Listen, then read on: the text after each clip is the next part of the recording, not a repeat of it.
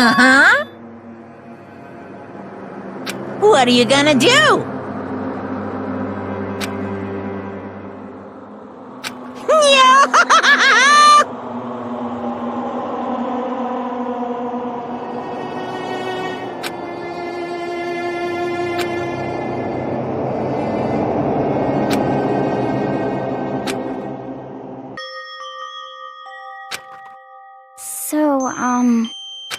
Listen to me!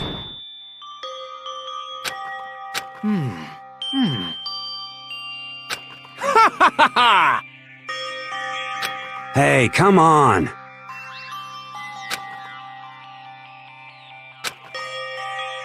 I see.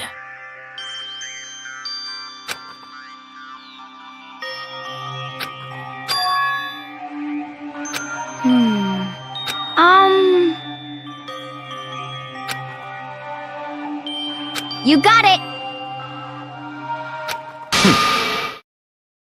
Huh?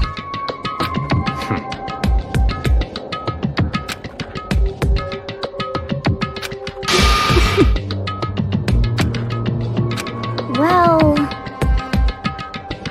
Stop talking.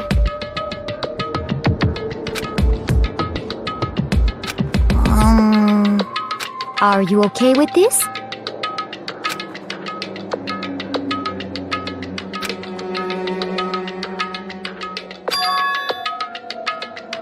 Honestly.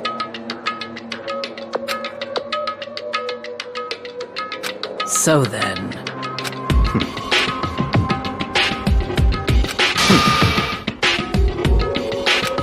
No. What? I can't take it. Huh? It's because... But...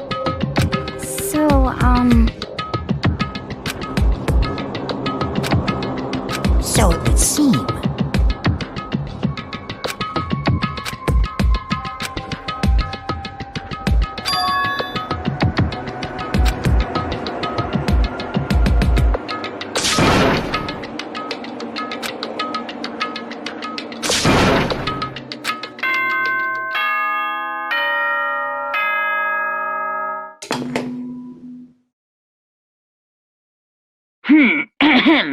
This is a school announcement. It is now 10 p.m. As such, it is officially nighttime. Soon the doors to the dining hall will be locked, and entry at that point is strictly prohibited.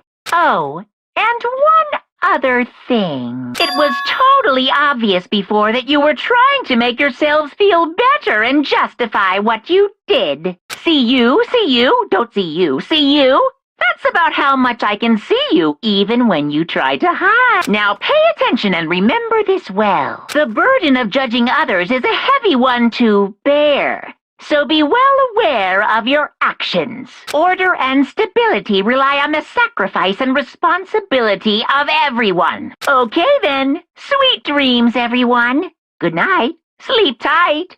Don't let the bedbugs bite.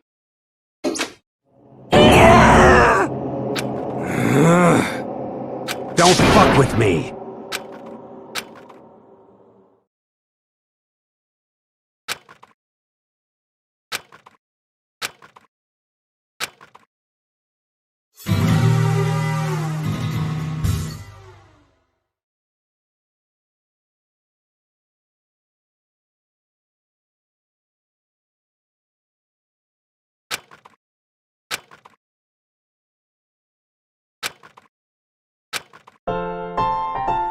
Okay, lift your arms up and down. 1, 2, 3, 4. 1, 2, 3, 4! Now reach way up and bend way down. Tighten those muscles. Let's add a little strength, a little speed to those young bodies of yours.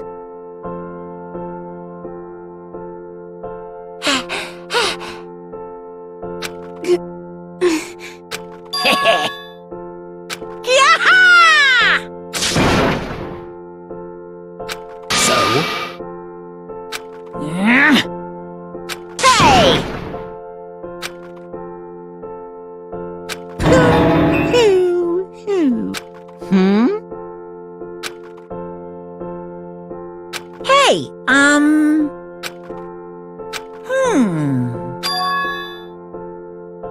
What the heck? You guys? Very nice.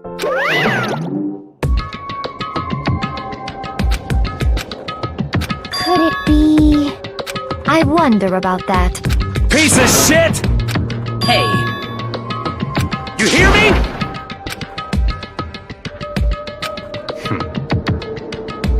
Got it!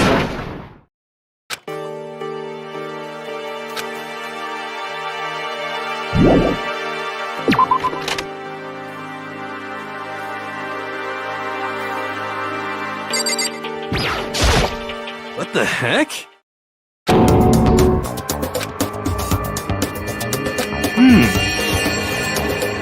You're serious.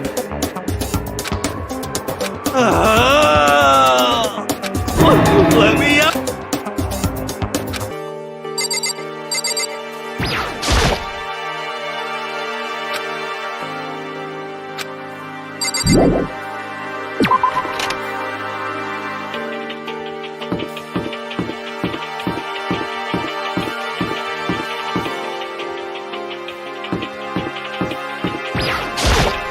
Yo. Shit. Hey, damn it. What? Yo.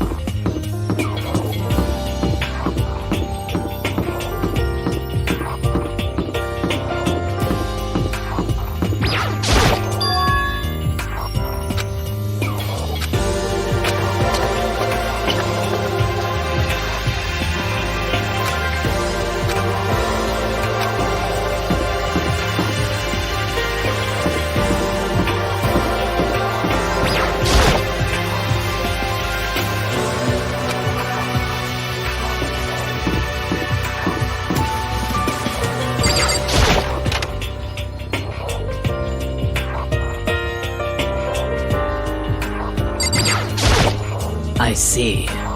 Huh.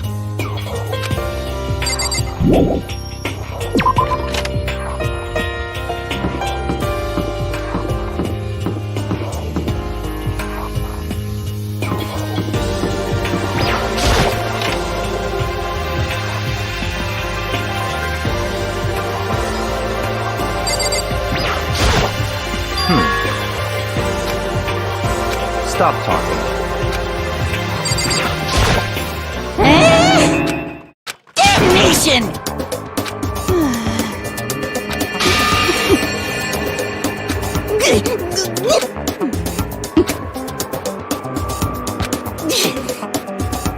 You know nothing! Here we go!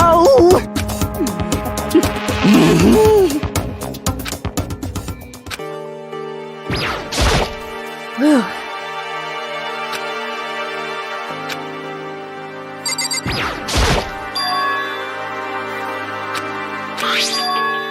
Indeed.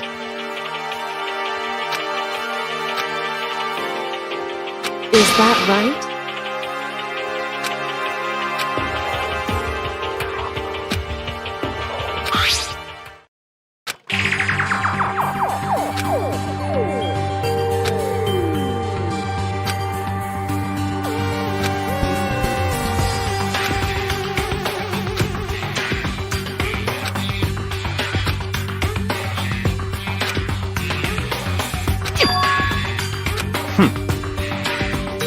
It would seem...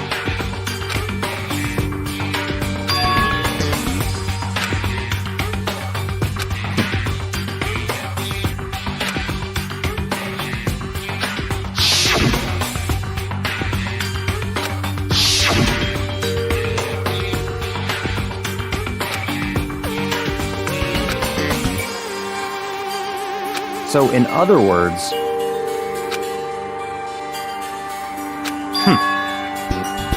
However,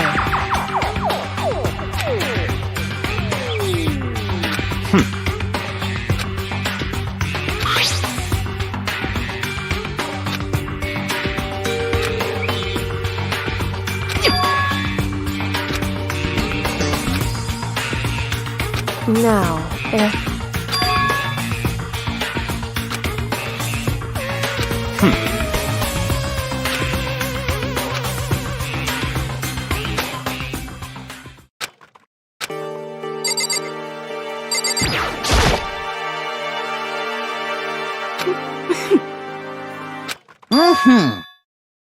You know nothing!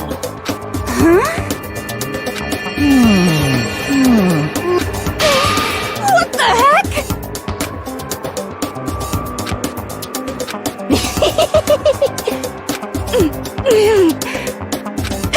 I'm telling you!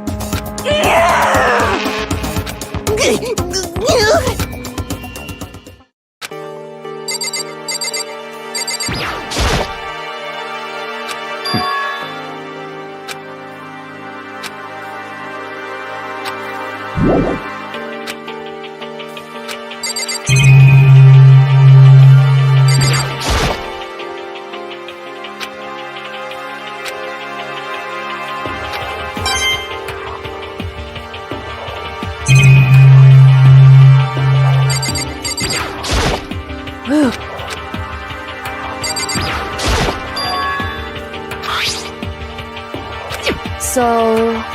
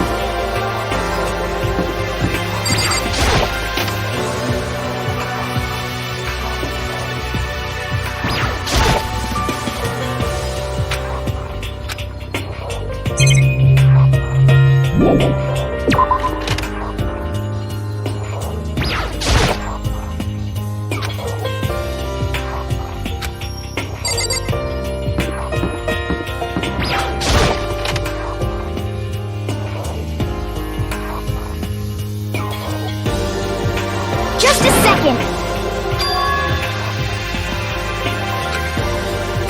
Okay.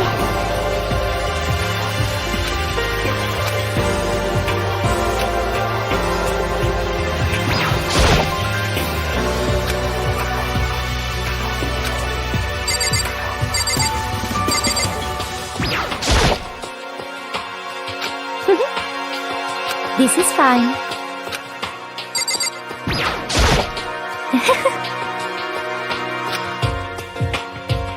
Do you understand?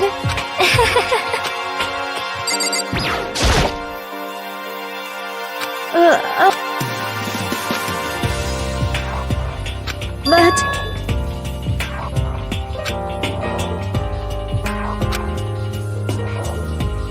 yeah.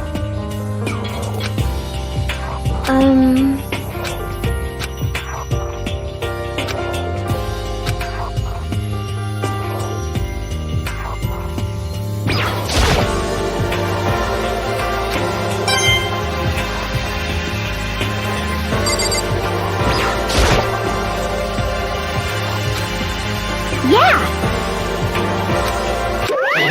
Of course! Uh-huh. But...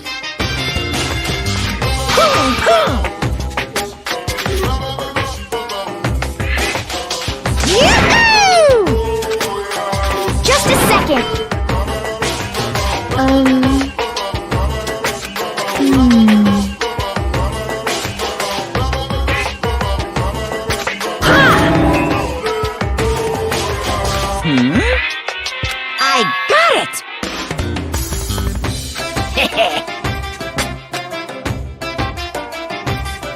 Honestly. Is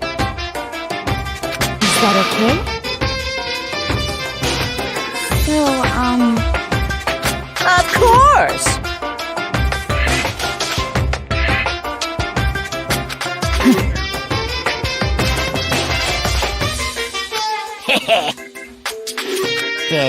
Disgusting. just the worst. See ya later! You got it! As for me... I'm sorry.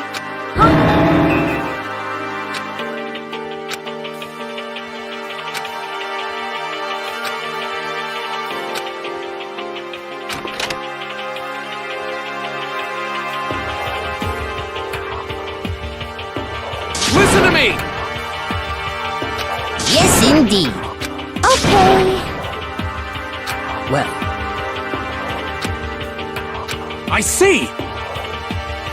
Quiet down and listen! You hear me? Ha ha ha ha! Are you okay with this? Yo. What? What? Hey, come on. What? Stop fucking around.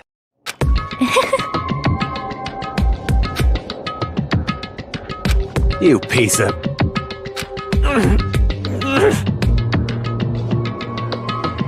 So then, Yeah.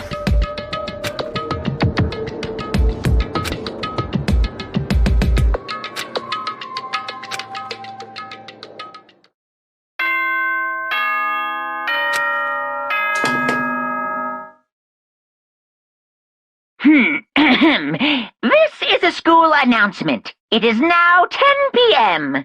As such, soon the doors to the dining hall. Okay then. Sweet.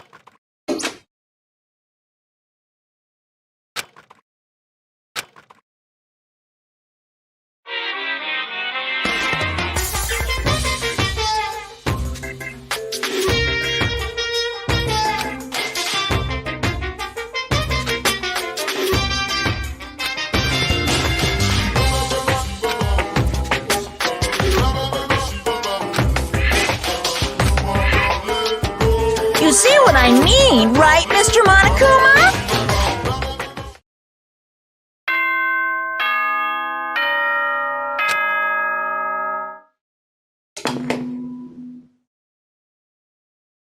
Good morning, everyone. It is now 7 a.m. and nighttime is officially over. Time to rise and shine. Get ready to greet another beautiful day. Oh, that's right. I wanted to let you know that your e-handbooks have been updated. New regulations have been added, so please take a look and enjoy your school life more than ever before.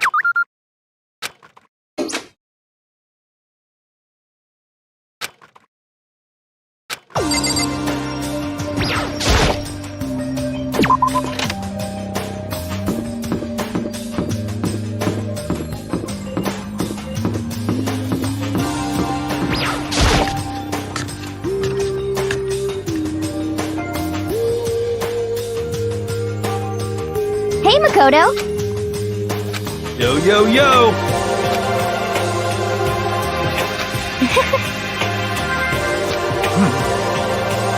Let's see. Hey, come on.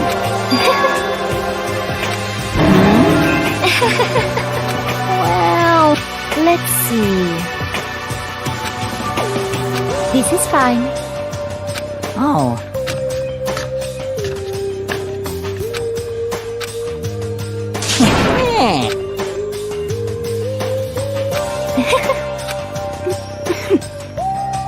There's no way to think about this.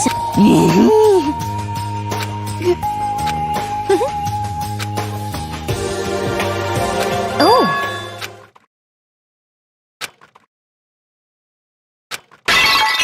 What?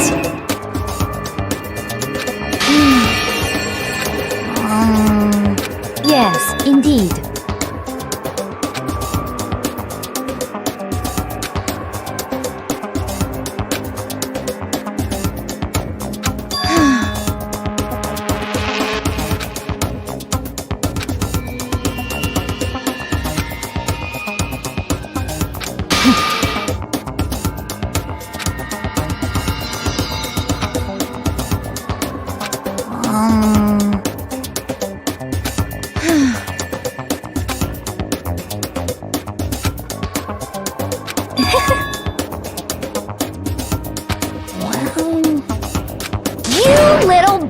much.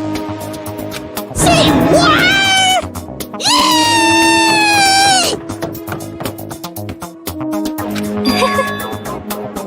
Huh? Shit.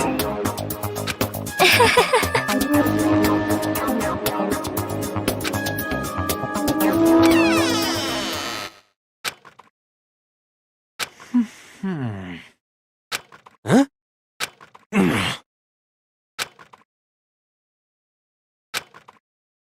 I think maybe...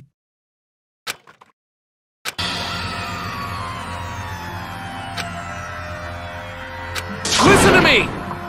What's your problem? Well then.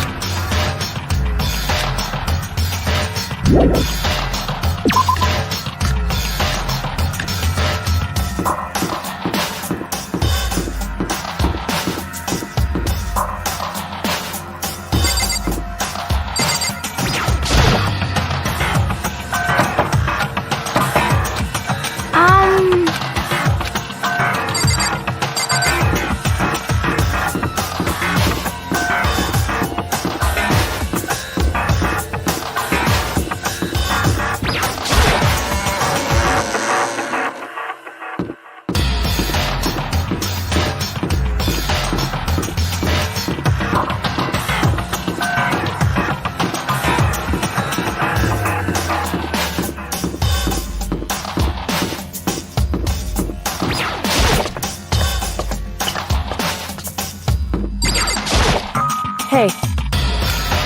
So...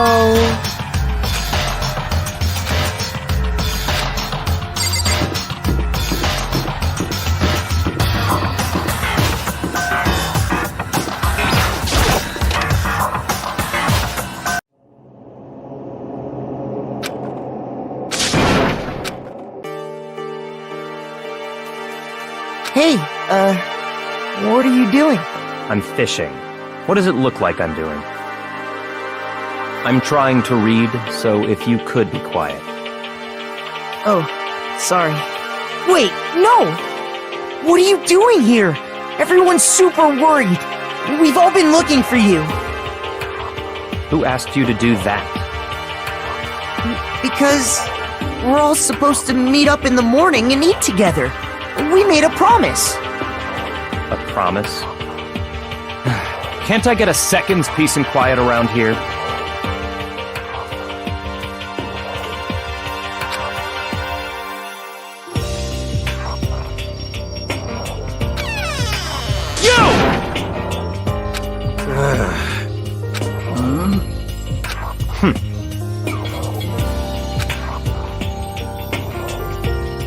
Well...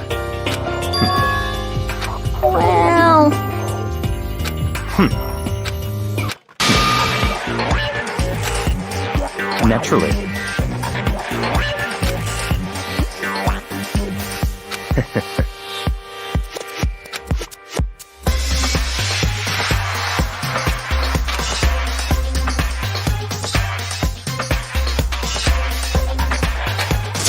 Damn you!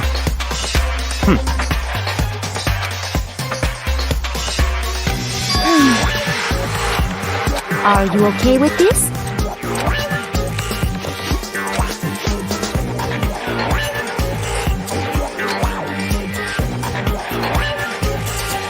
I see. Actually...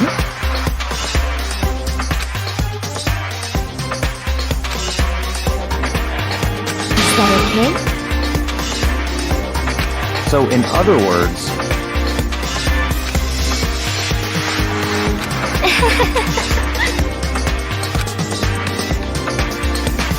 What?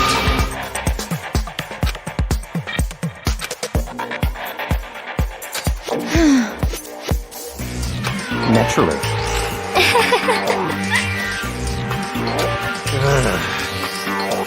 Just a second! Not possible. You son of a bitch! What? Piece of shit! Don't make me repeat myself.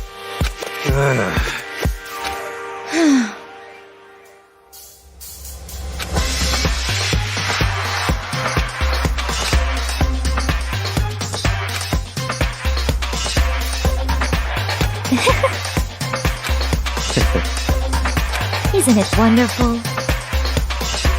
That's enough. Oh,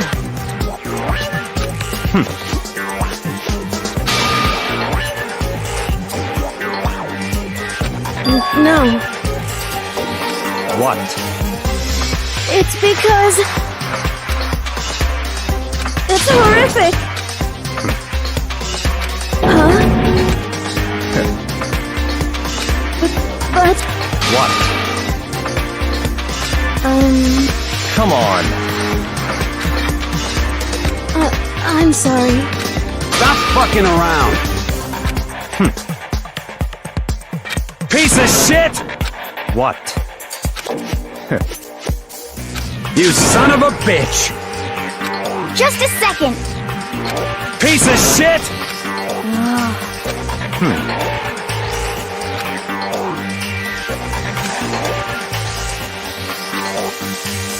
Not possible.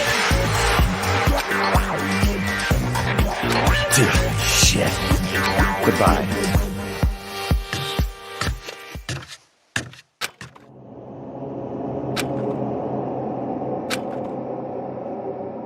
But... don't fuck with me. Maybe. Anyway... I'm telling you!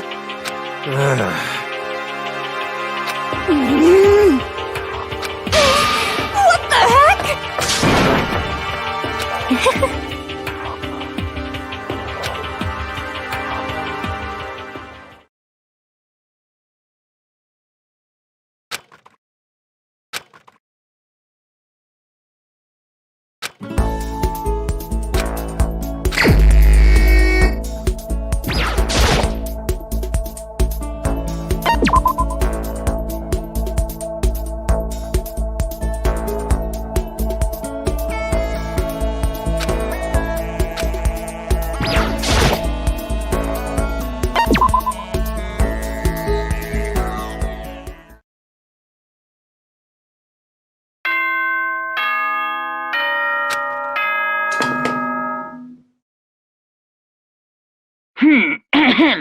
This is a school announcement. It is now 10 p.m. As such, it is officially nighttime. Soon the doors to the dining hall will be locked. And okay then, sweet dreams, everyone. Good night. Sleep tight.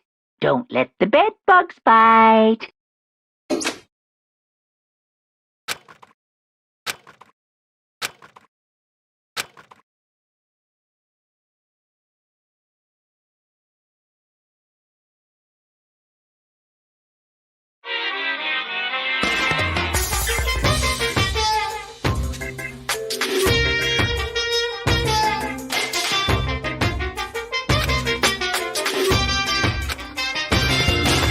I was in the bathroom, just looking at myself in the mirror.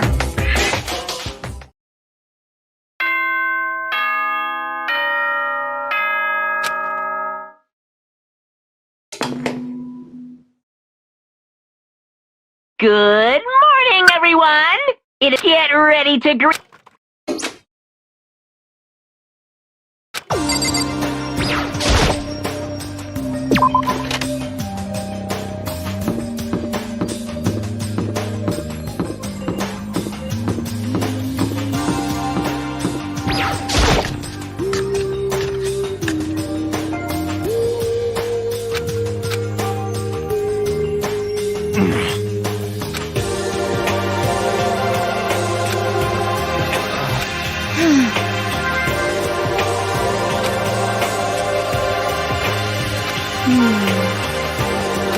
You're serious.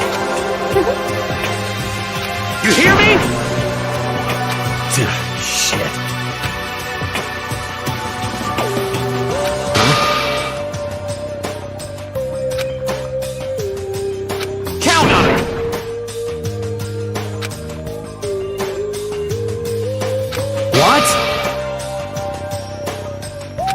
can't be. You! Damn.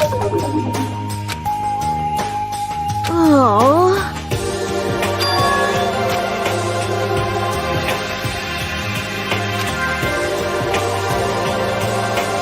Oh. What? What? Hey, come on.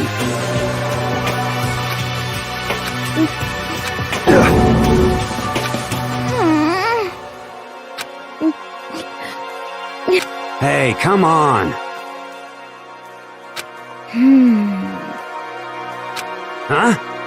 What? What? Huh? Yeah, that's right.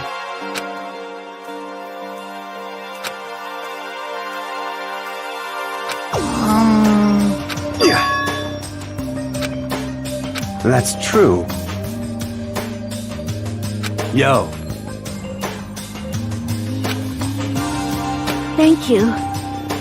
But...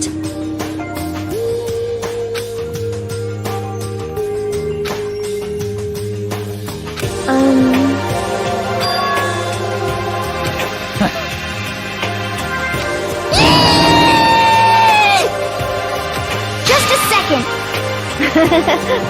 You know? I see. Thank you.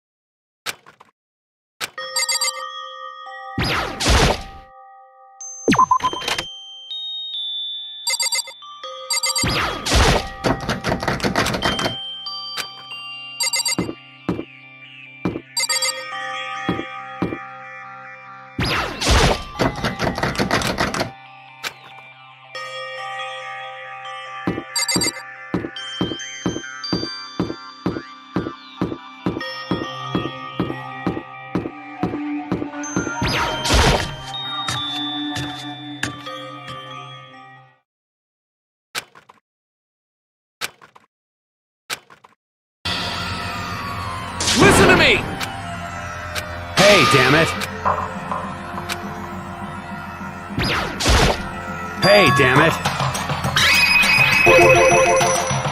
What? You're corrupt! You! Huh? Yeah. You hear me? Damn you! Count on it! You wanna fight? You hear me? What? Hey, I see! Got it! piece of shit!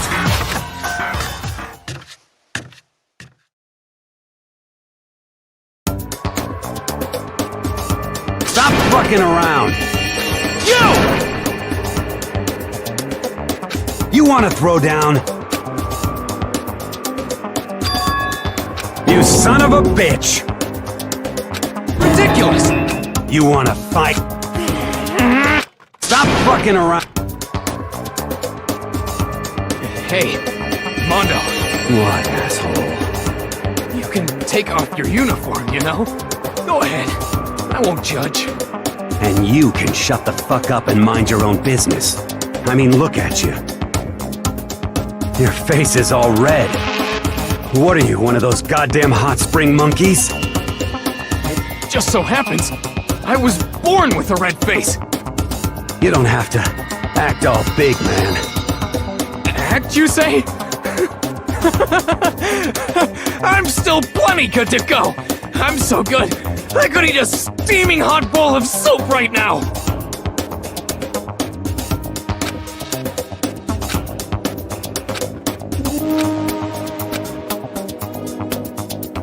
Don't you think it's about time you gave up? What about you? You can't even hardly talk. Dumbass. Say whatever you want. I'm still totally good to go. In fact, I'm starting to feel kinda cold. That's probably not good.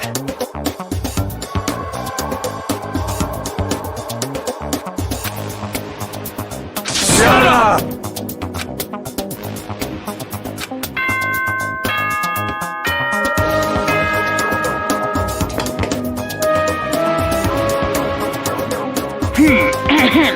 This is a school announcement. As such, it is soon the doors to the dining hall. Okay then, sweet dreams.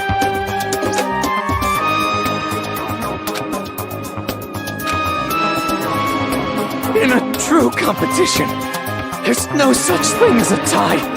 You win, or you lose. That's the only thing that matters. Listen to you, you son of a bitch. Then bring it on. I'll push you right up to the gates of hell.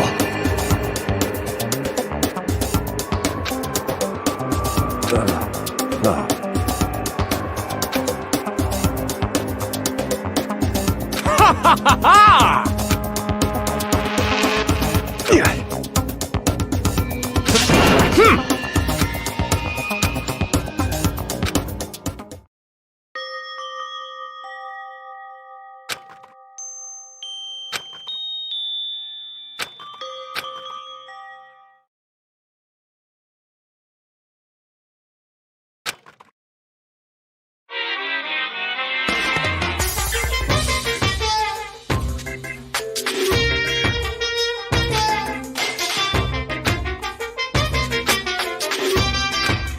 That's why I'm still alive! Because I don't know! That's why I desperately cling to life!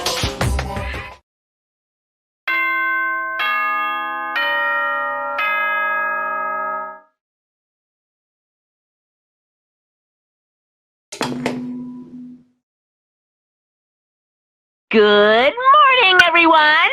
It is now 7 a.m. and nighttime is officially over. Time to rise and shine! Get ready to greet another beautiful day!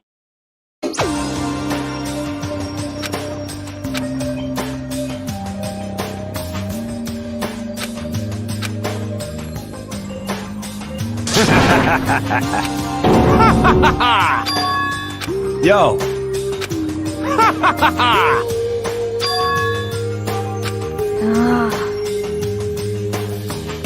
what?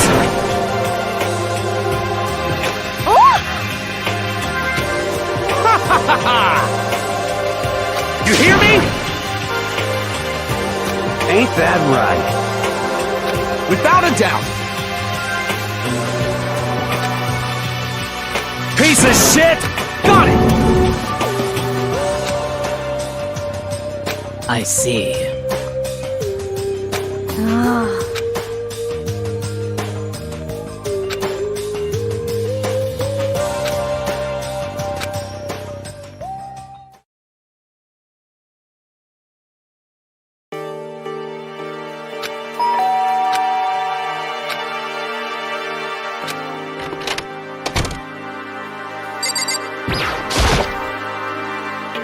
What's your problem?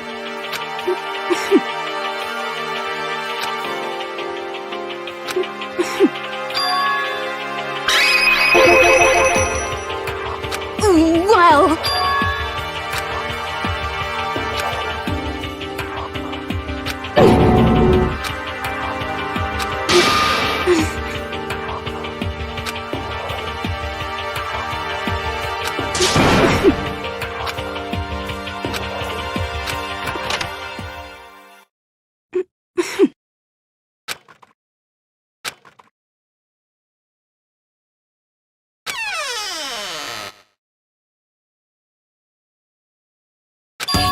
He's here.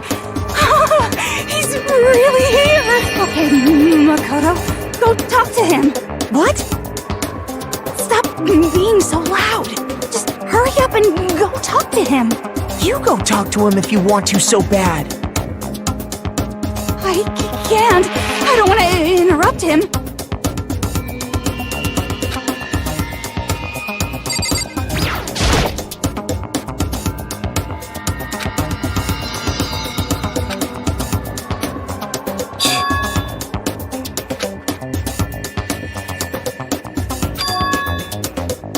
Naturally.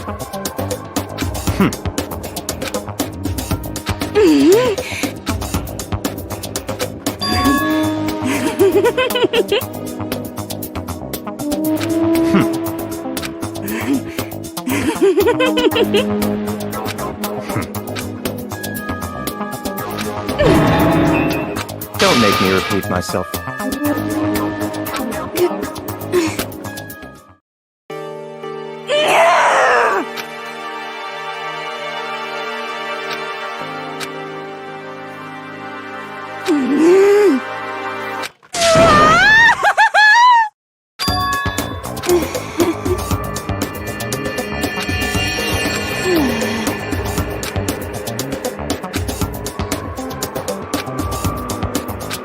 Maybe.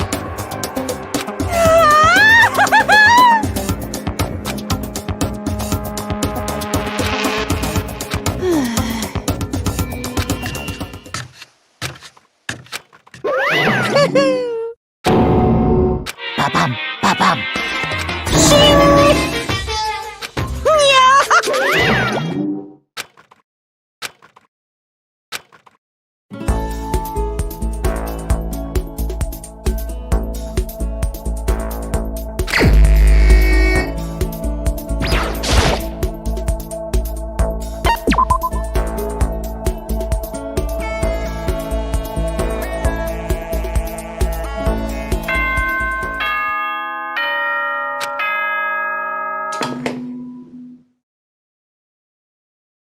Ahem.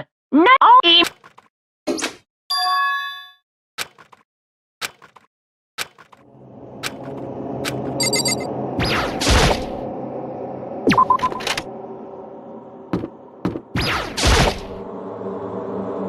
Indeed. Right. Goodbye.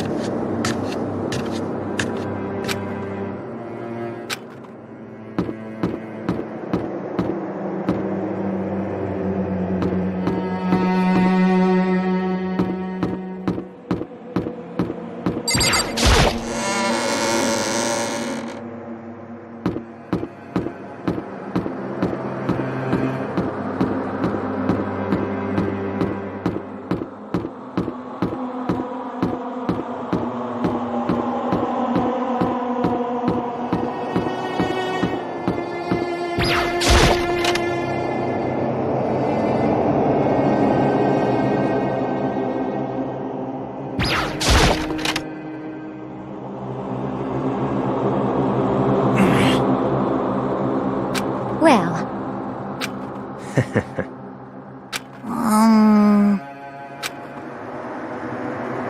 What the heck?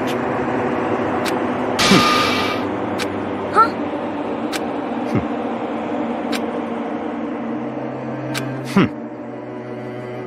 What is this?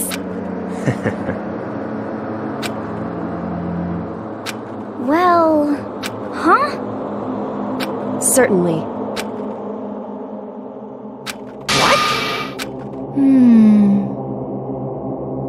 Could it be?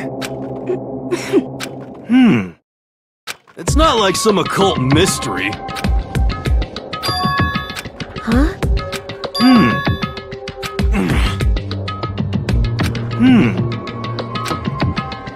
Could it be? You're serious?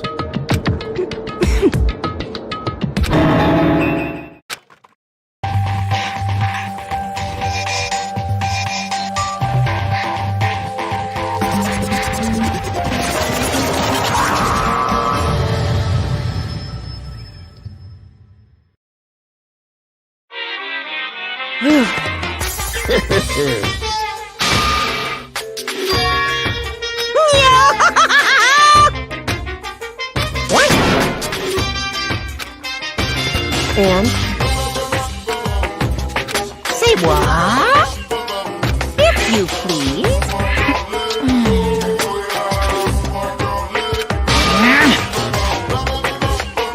Yes? Today, I'm feeling blessed. Hey,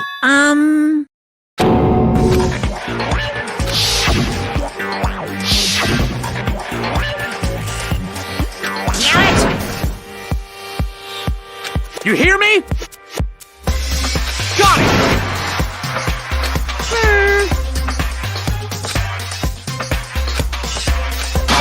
Ba-bum.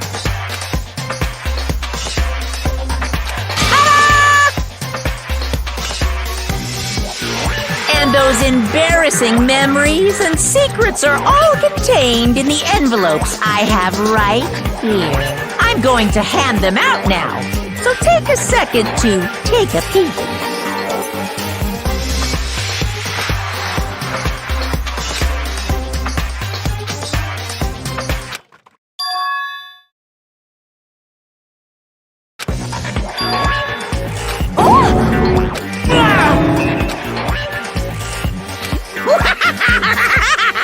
Extreme!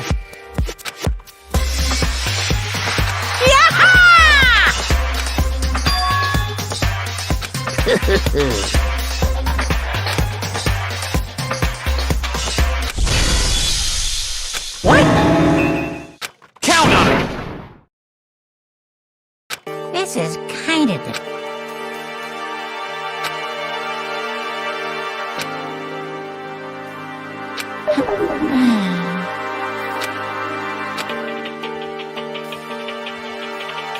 okay.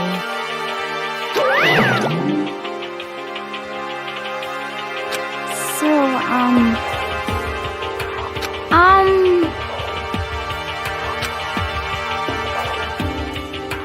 Listen to me! You hear me? Without a doubt. Quiet down and listen!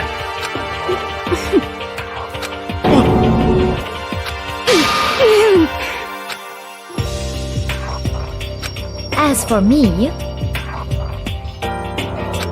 Oh? Come on, come on. honestly, Here we go. Hey! Say what? I'm sorry, but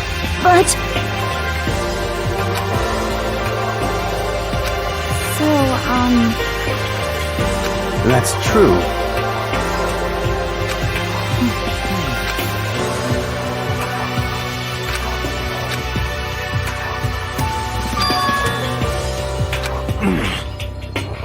You hear me?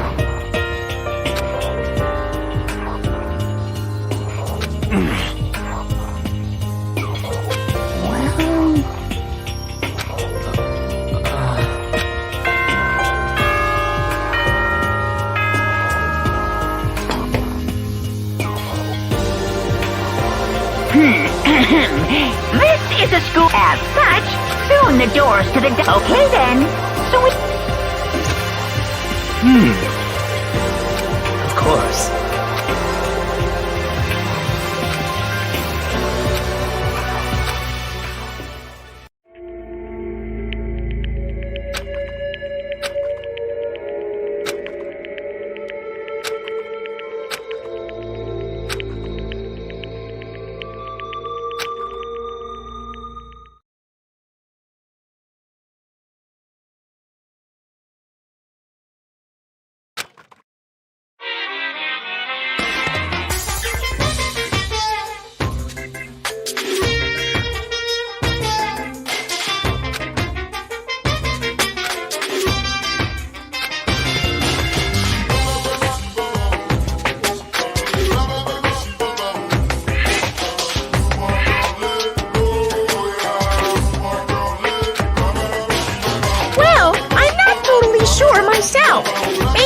should try reading between the lines.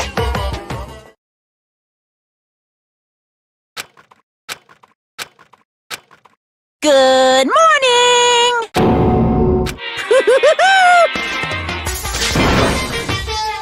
Yep.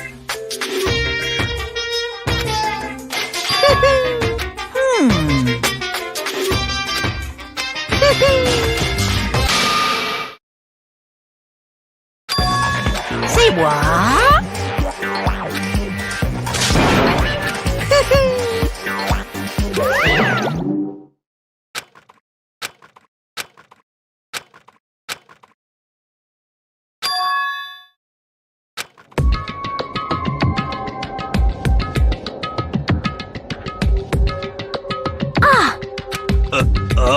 Hey.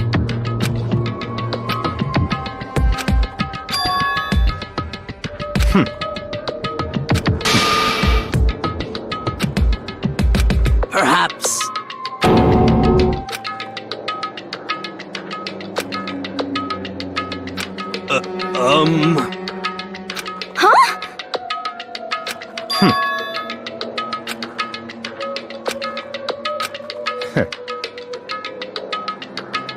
What the heck? Naturally.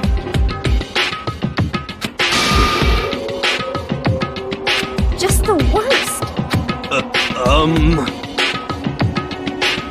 Wait. That's fine.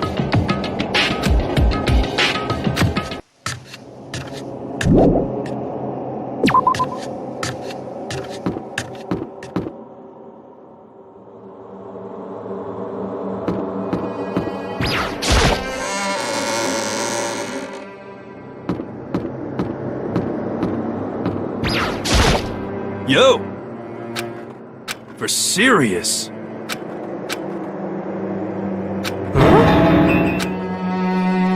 Hey. Well?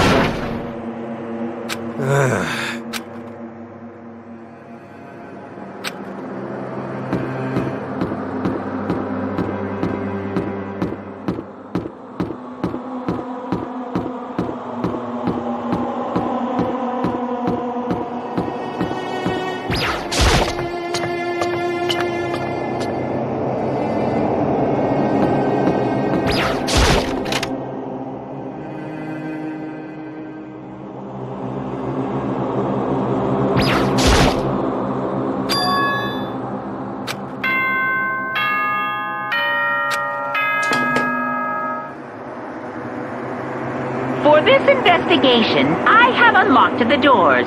Please look around to your heart's content. It's all clear now. I see.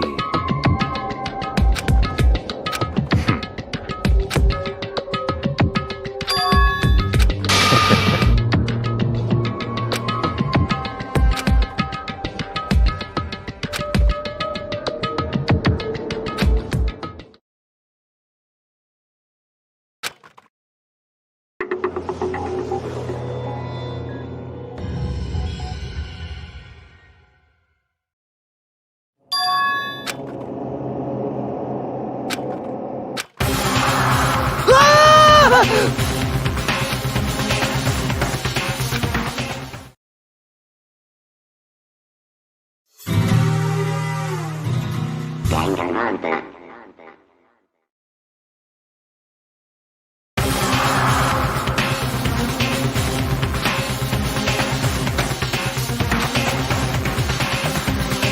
Very strange. I see.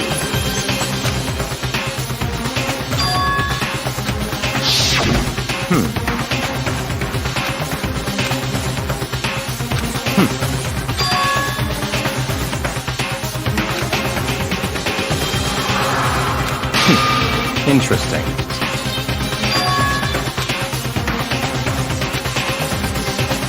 What the heck?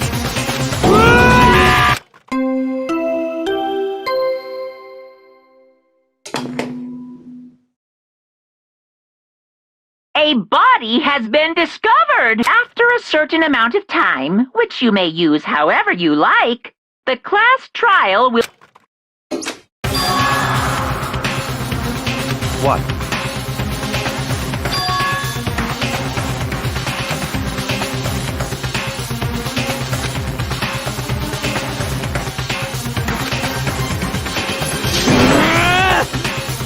Naturally.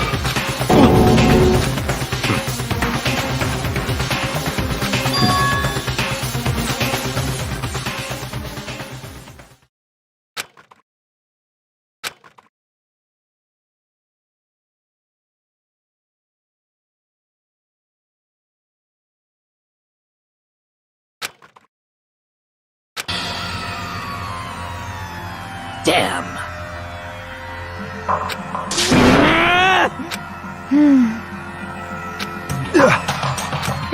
What the?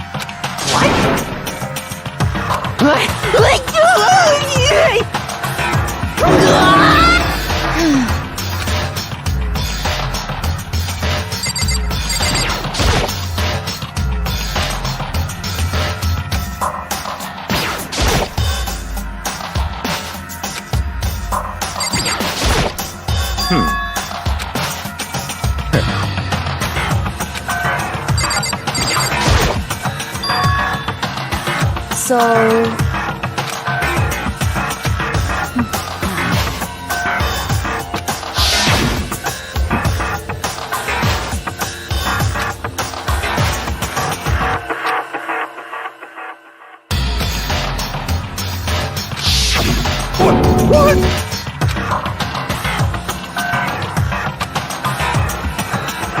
What is this?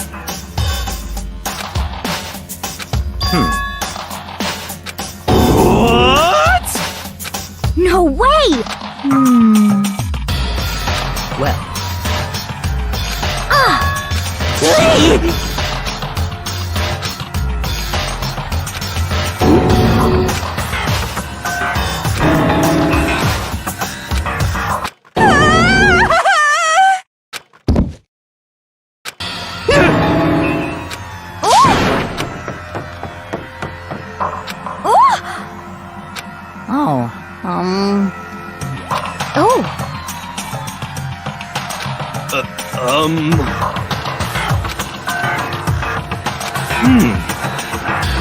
Just a second.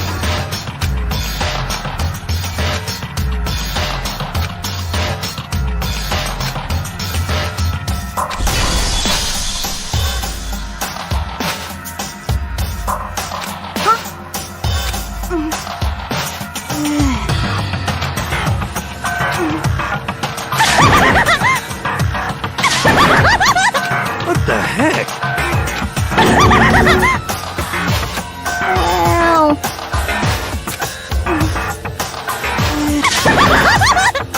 I see! So,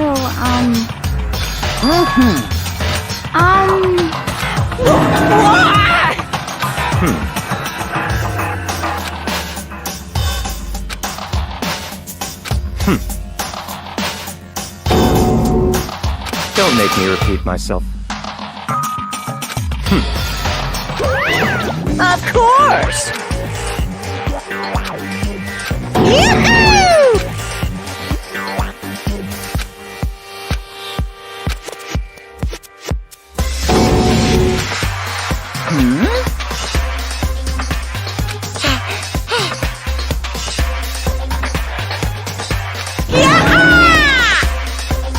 Stop talking. It's Monokuma! See ya later! no way!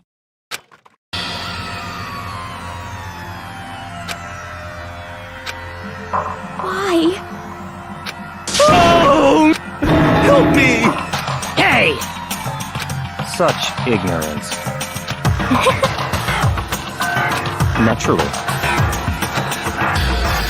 What? Such ignorance.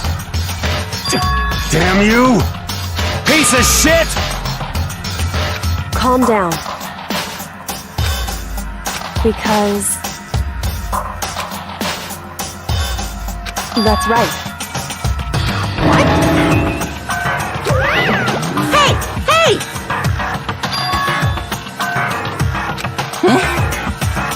Actually... So then... Hey, punishment is waiting for you.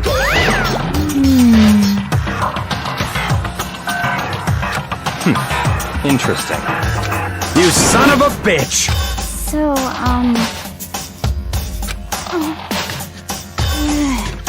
there is nothing to be done. Is that okay?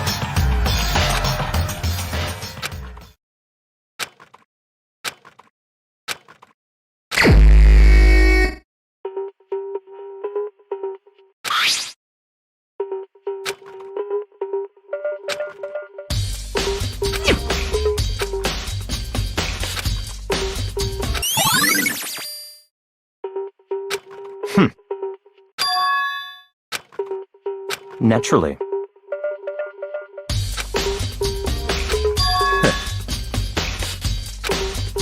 What? Stop talking.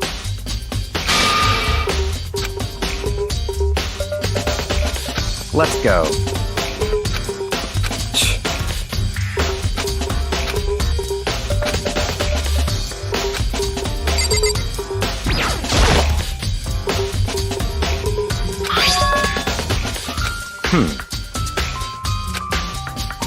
That's right.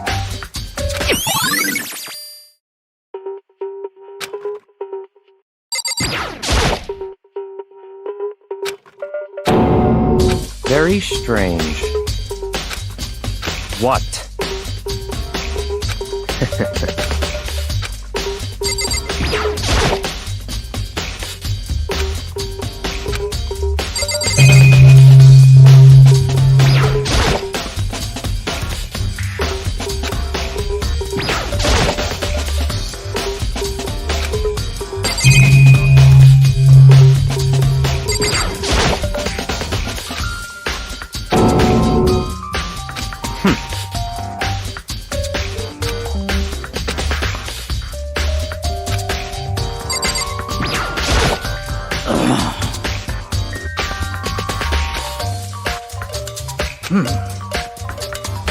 Well.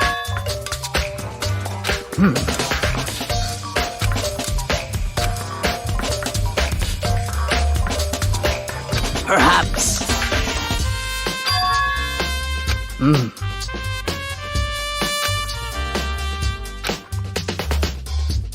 However...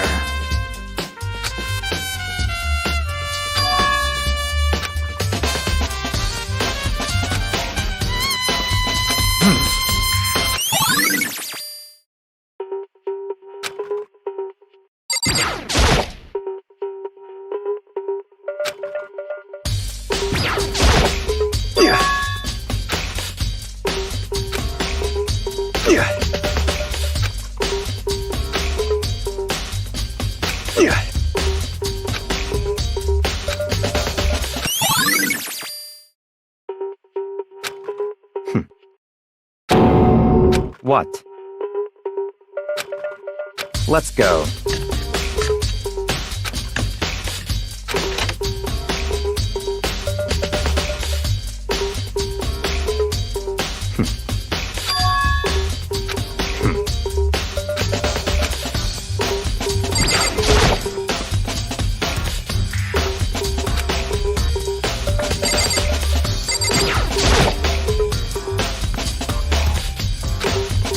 What? Did you call for... That's right. You need some? Yep.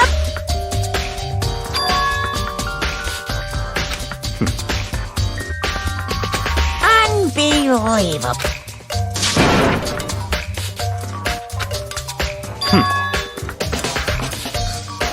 Of course.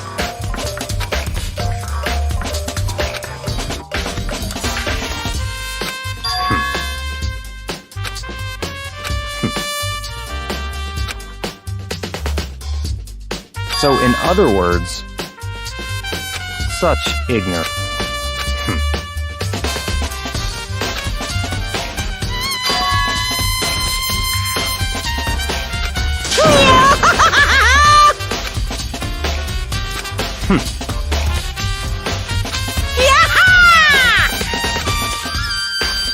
Yep.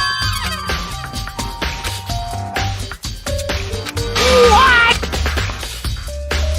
Unbelievable. That's fine.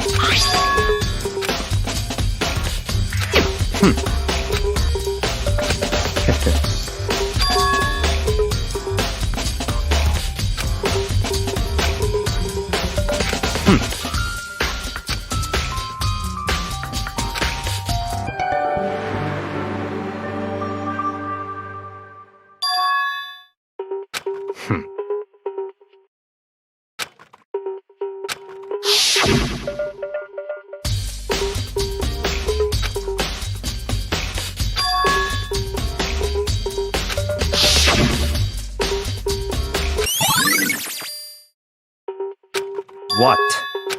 Very strange.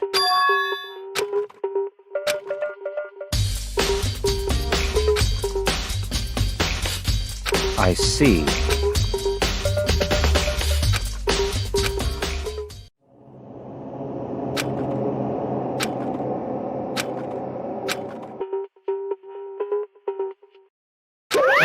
Damn it! Now!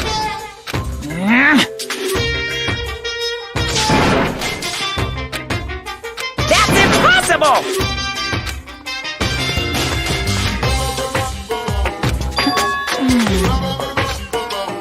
I can't hear you! What?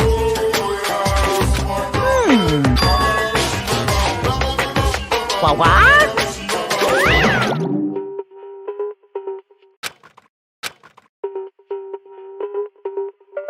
That's fine.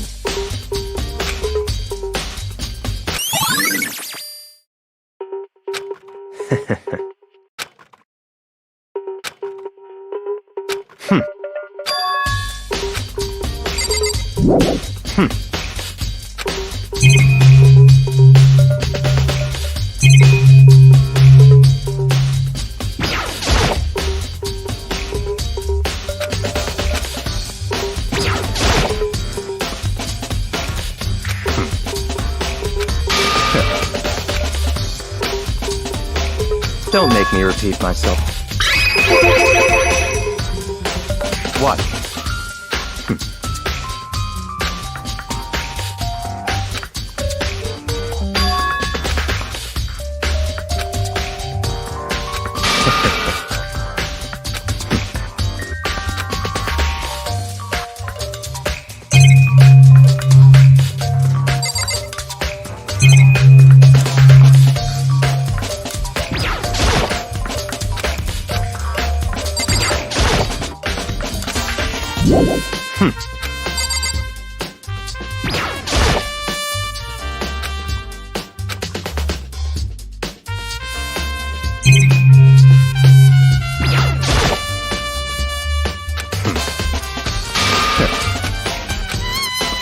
Don't make me repeat myself.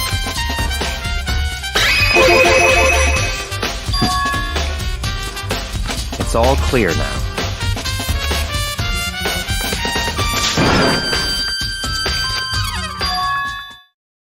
I don't have time to play. I mean...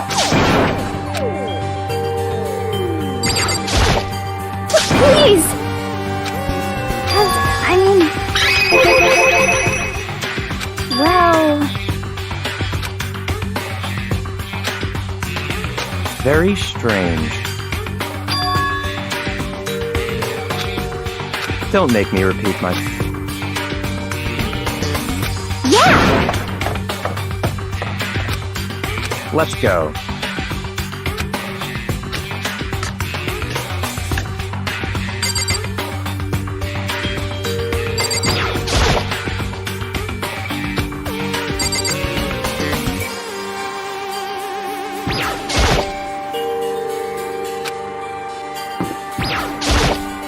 Such ignorance.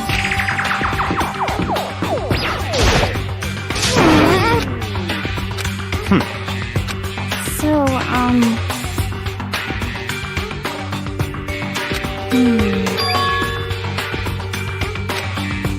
That's fine.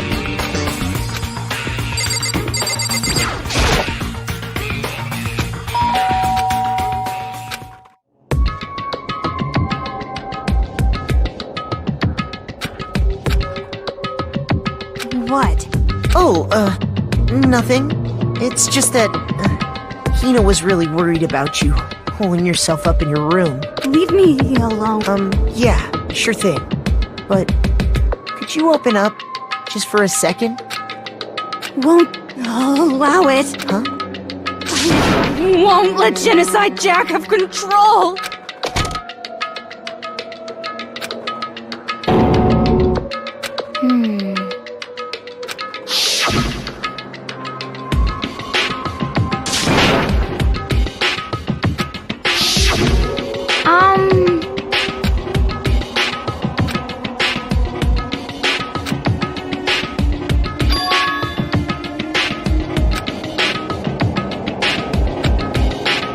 but...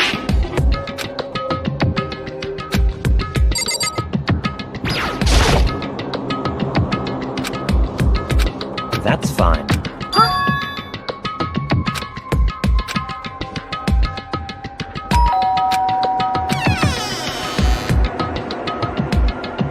What do you want? It's Byakuya.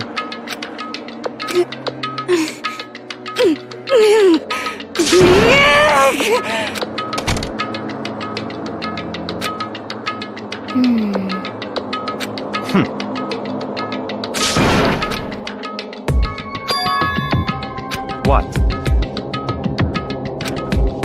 Stop talking. Let's go.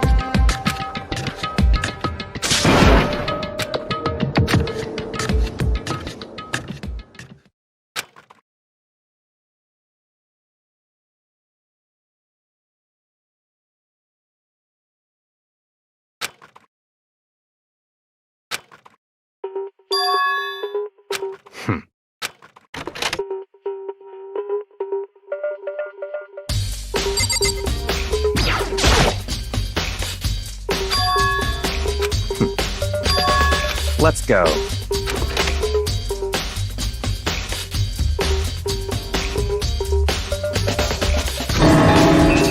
So, in other words...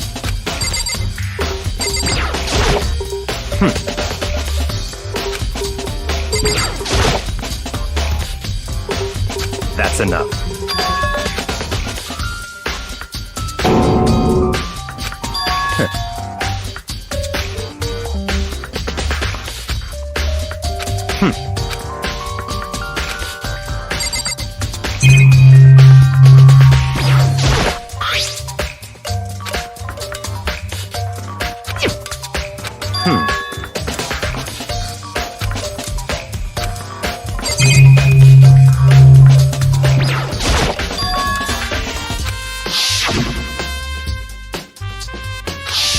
What?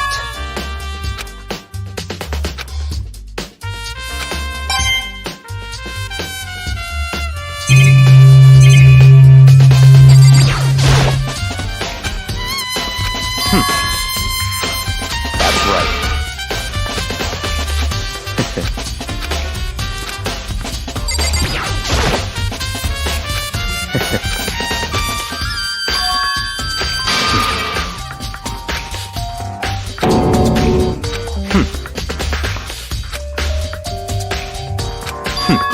Interesting. Such ignorance. What?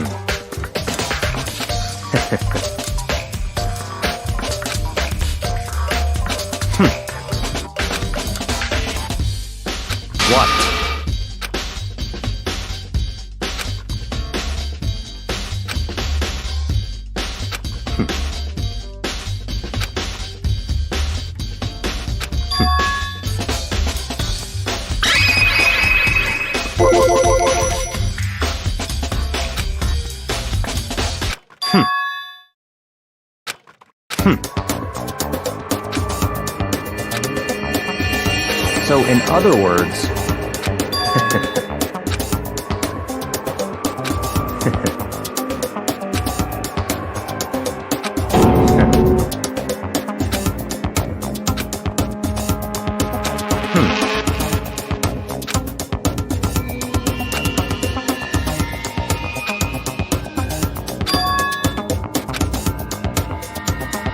that's right.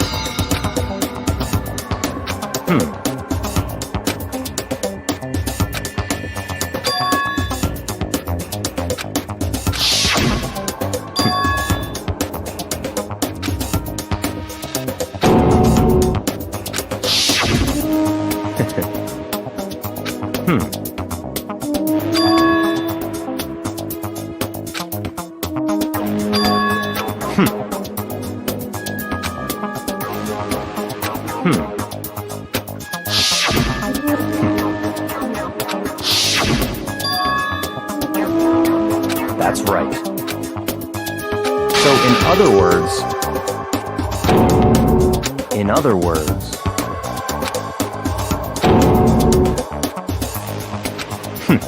interesting.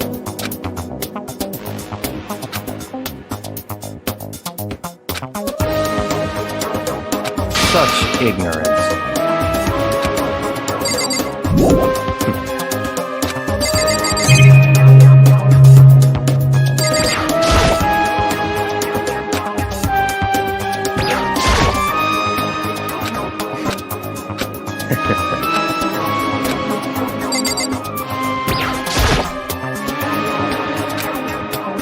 That's fine.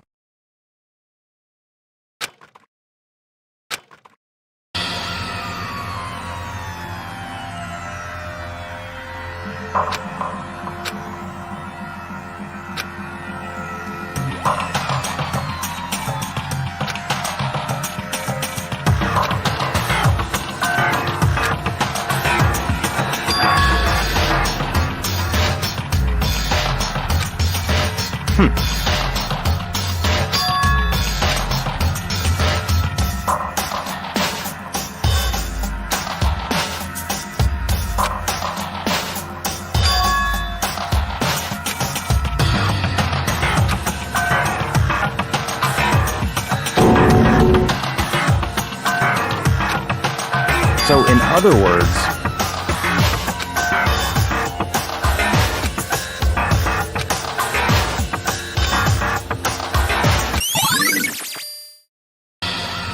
let's go.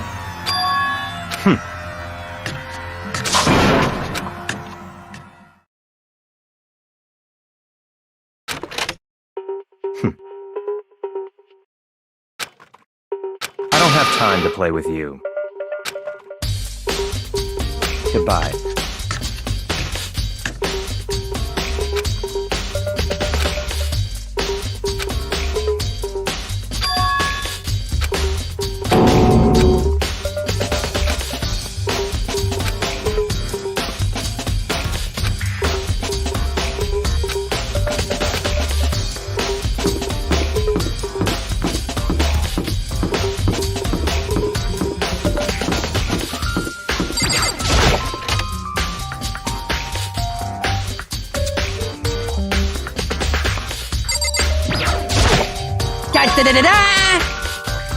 I feel as if...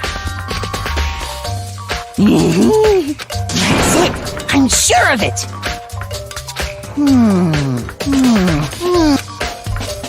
Well, it would seem...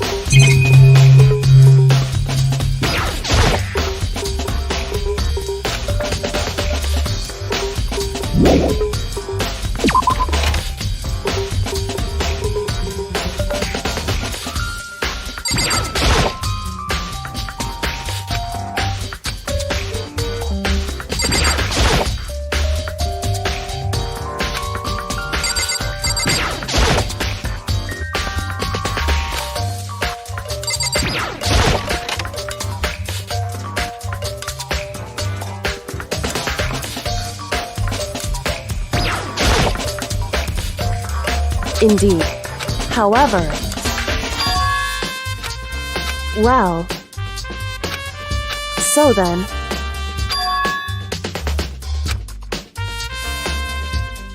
Goodbye.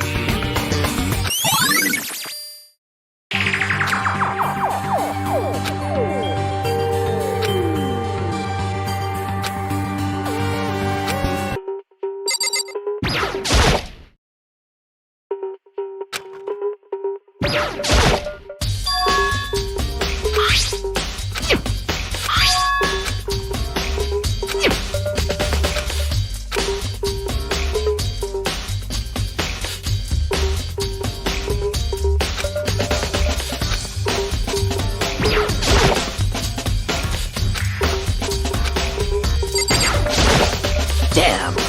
No, for...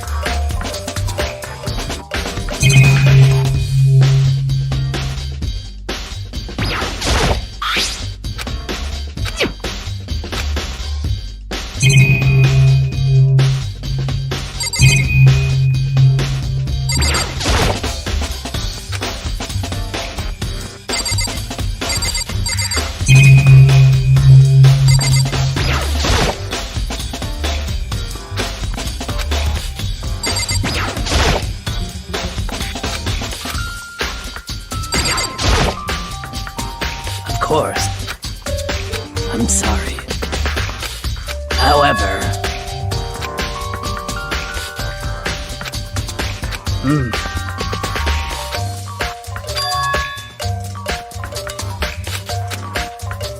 Of course.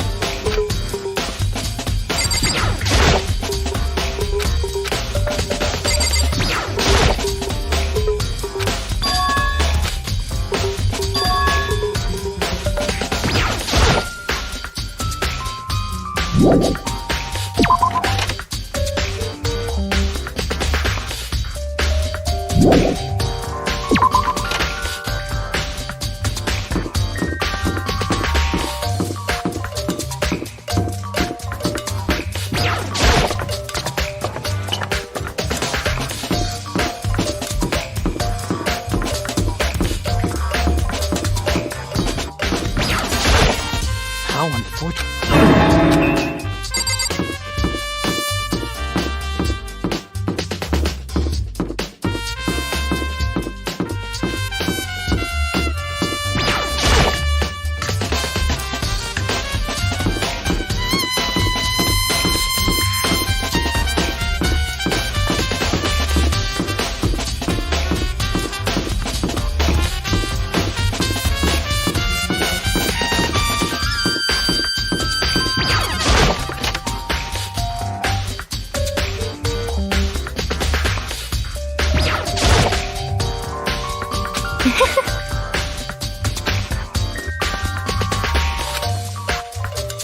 Most unfortunate.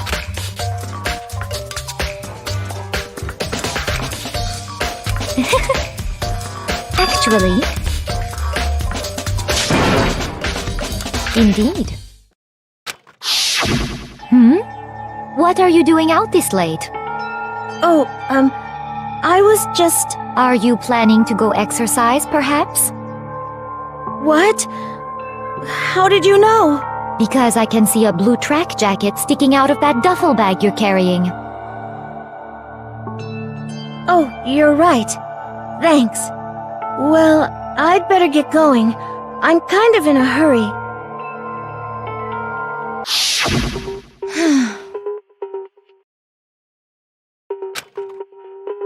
Yes, indeed.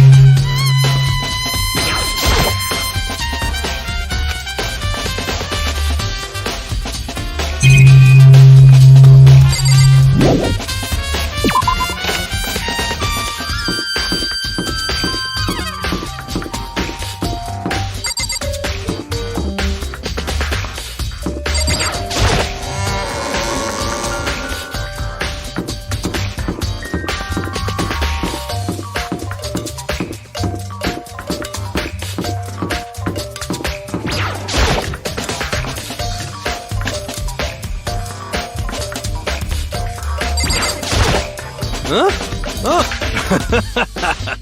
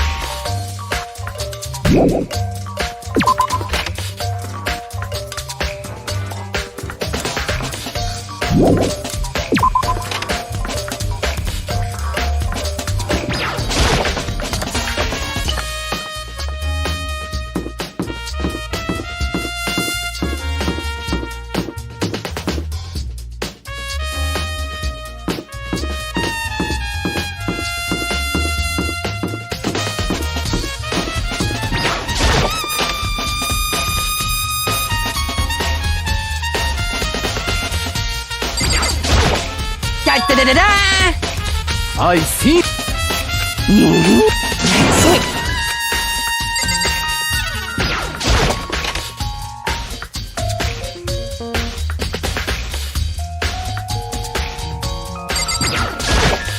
I'm sorry.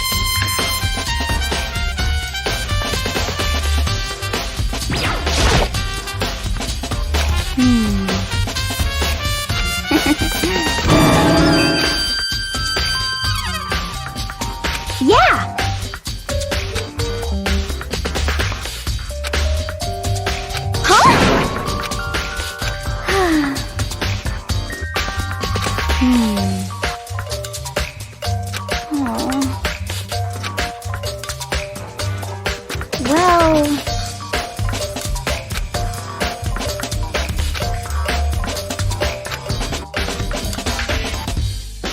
Yeah, totally.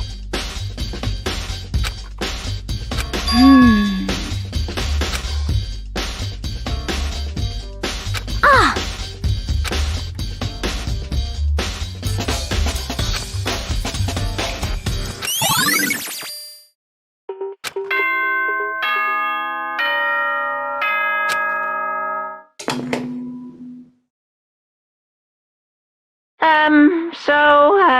I'm getting tired of waiting. Shall we just plunge right in? It's the moment you've all been waiting for! The class trial! You remember where to meet, right? Please go through the red door on the first floor of the school. See you soon!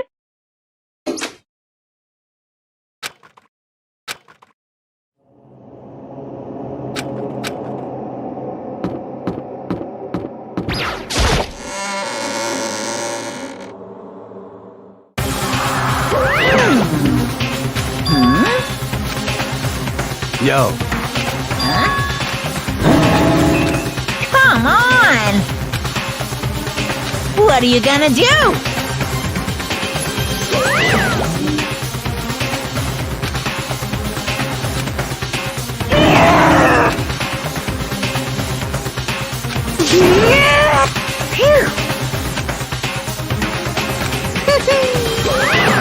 Let's go.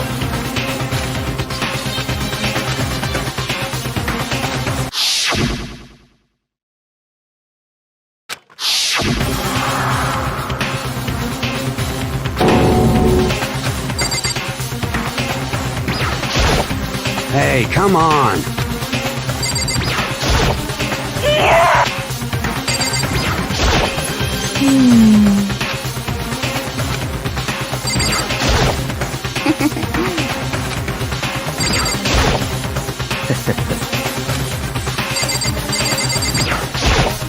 How very sad.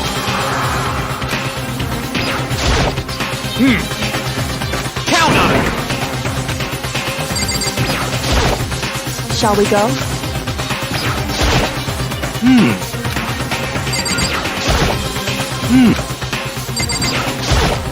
Well, It's true.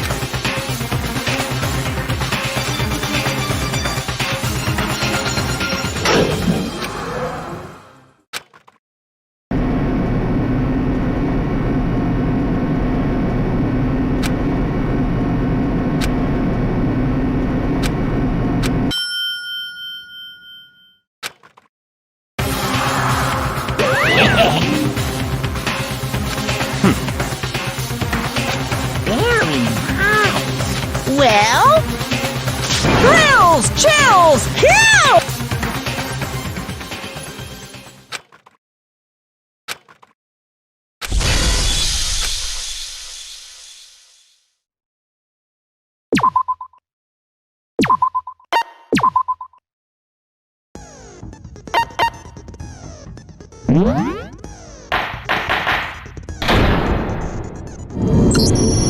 Let's begin with a basic explanation of the class trial. So, your votes will determine the results. If you can figure out who done it, then only they will receive punishment. But if you pick the wrong one, then I'll punish everyone besides the blackened, and the one that deceived everyone else will graduate. Okay, then. So, first off, let's talk about the murder weapon!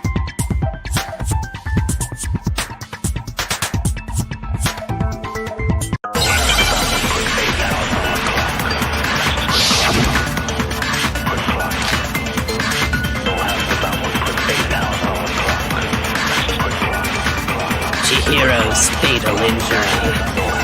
It appears it was a head wound. According to the Monokuma file, the killer used a blunt instrument. But what kind of blunt instrument could it have been?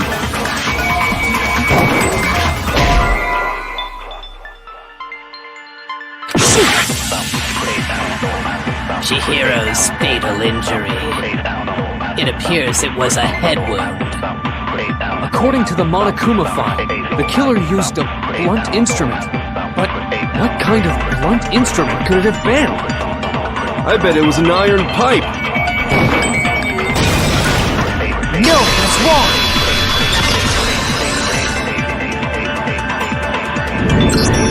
Can we agree that the object that dealt the fatal blow was the dumbbell, found at the scene of the crime? It was covered in blood, and there was nothing else at the scene that could have caused that kind of injury. And the wound on the victim's head is consistent with the shape of the dumbbell. As far as I'm concerned, there's no mistake and no room for doubt on this one. You looked at her head wound? Yes! That's so creepy! If you don't mind, I will proceed from here. Let's move on to discussion of the culprit. Although, I believe the criminal behind this heinous act is already quite clear. What? For real? Chihiro's killer is the fiendish serial killer, Genocide Jack.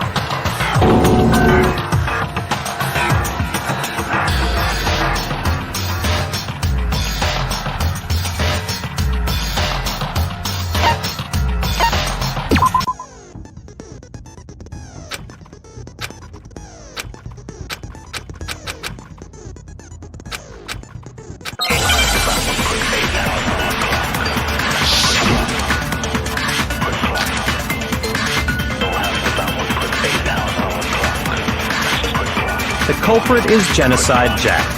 I'm sure of it. Case closed, as far as I'm concerned. But that's impossible! Why?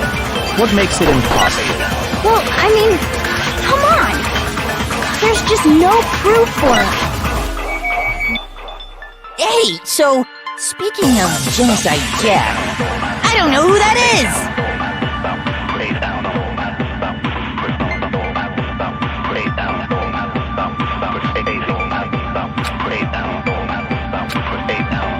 The culprit is Genocide Jack.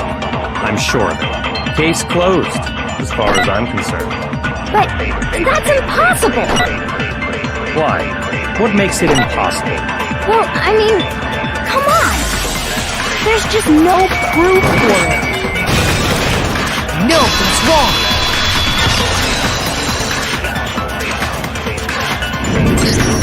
I might know one reason he could be involved. What? I found this file while I was looking around the archive in the library. I guess it's some kind of confidential file the police put together about the Genocide Jack case. What? That's kind of weird as shit, isn't it? What was something like that doing in the library? The why of it is probably more trouble than it's worth, so let's forget about that for now. More importantly, it outlines all the specifics of every Genocide Jack case in exceeding detail. According to the file, there appear to be two defining characteristics in every Genocide Jack case. The first is that a bloody message is found written at the scene of every murder. Oh, that's right. Boob lust. No. It's actually bloodlust. But more important is the other characteristic, and it's something that has never been made public. Never made public? What the hell is it? Why don't you tell them, Makoto?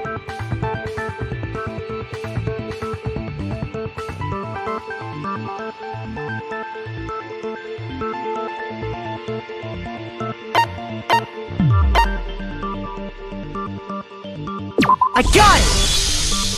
Apparently, in every Genocide Jack case, the killer suspends the body in a certain way. Other than the killer, the only people who know about this are the higher-ups in the police department.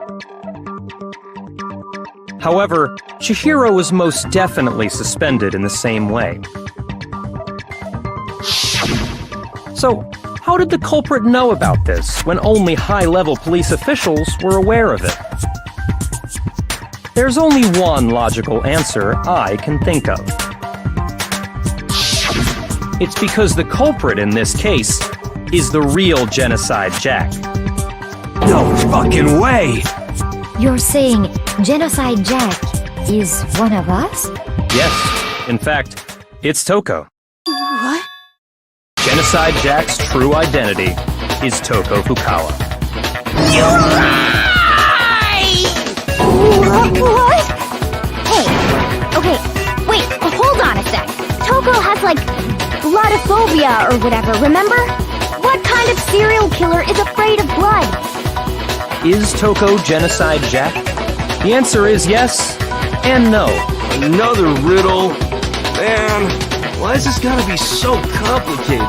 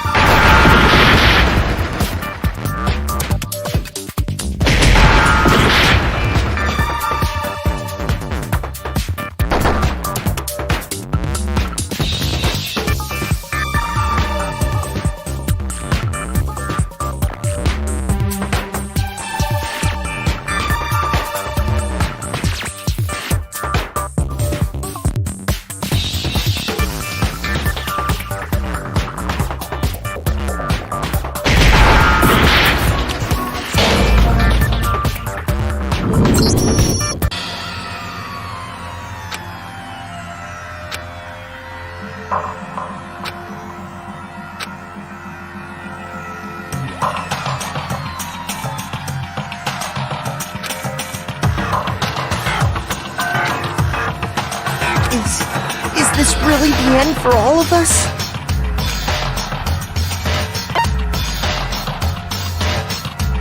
I refuse to give up yet!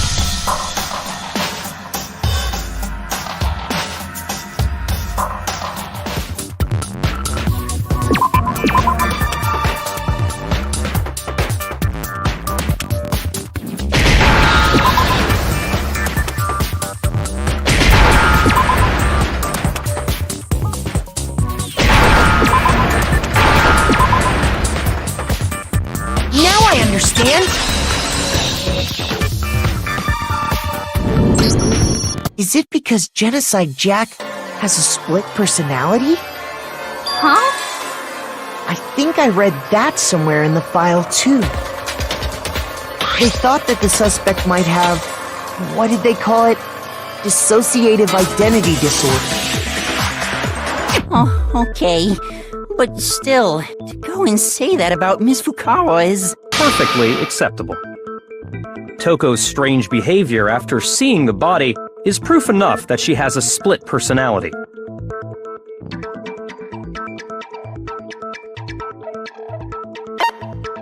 I got it! You're talking about how she started acting totally different than usual, right? That's right. Think back. She fainted when she saw Chihiro's corpse, and then, when she woke up...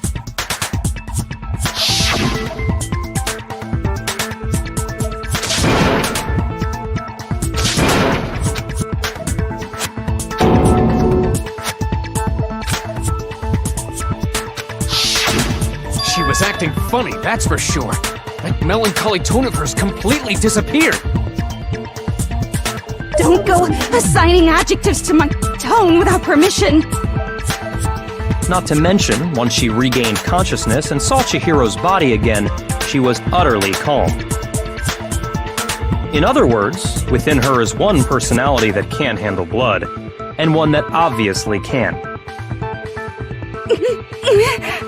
So when Toko trapped herself in her room, it's because she was scared of Genocide Jack?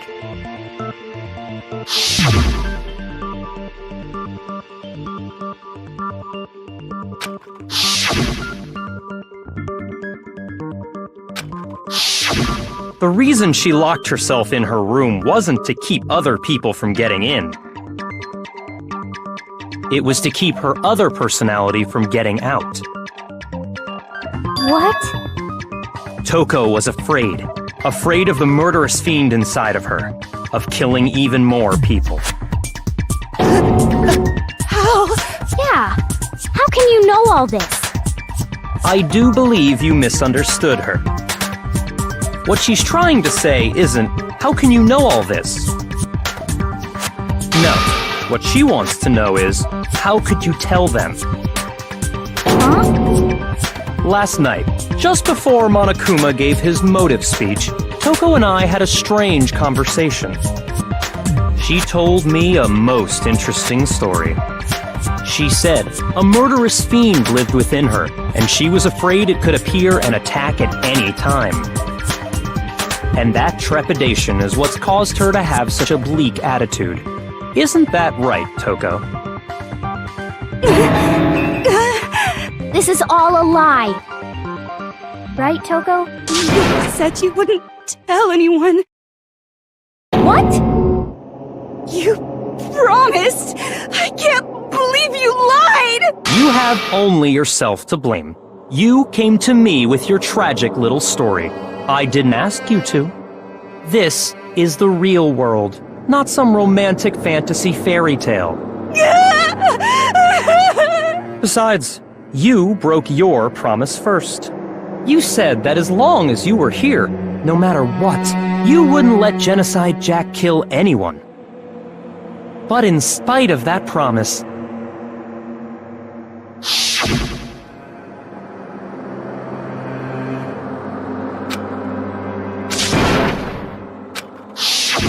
You said if I kept my promise, you would go out with me.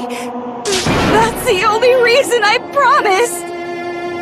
how many times do I have to tell you? I never said that. But you weren't able to do it. You just couldn't resist that rush you got from killing, could you?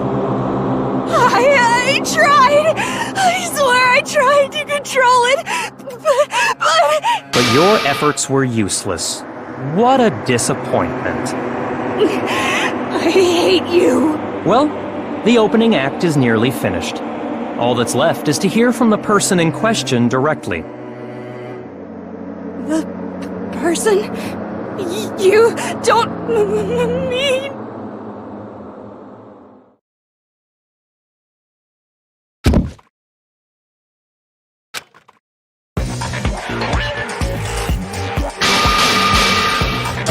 Hello there! Is it me you were hoping to see? What the heck? So you figured it out, huh? Well, whatever. What are you gonna do? I'm the ultimate murderous fiend, Genocide Jack! Or better yet, let's go with Genocide Jill! What the fuck is this? Toko, what happened to you? Not Toko, that's a loser name, and what happened is a textbook split personality! So what if one of them happens to be a serial killer? You should turn a blind eye to one's faults.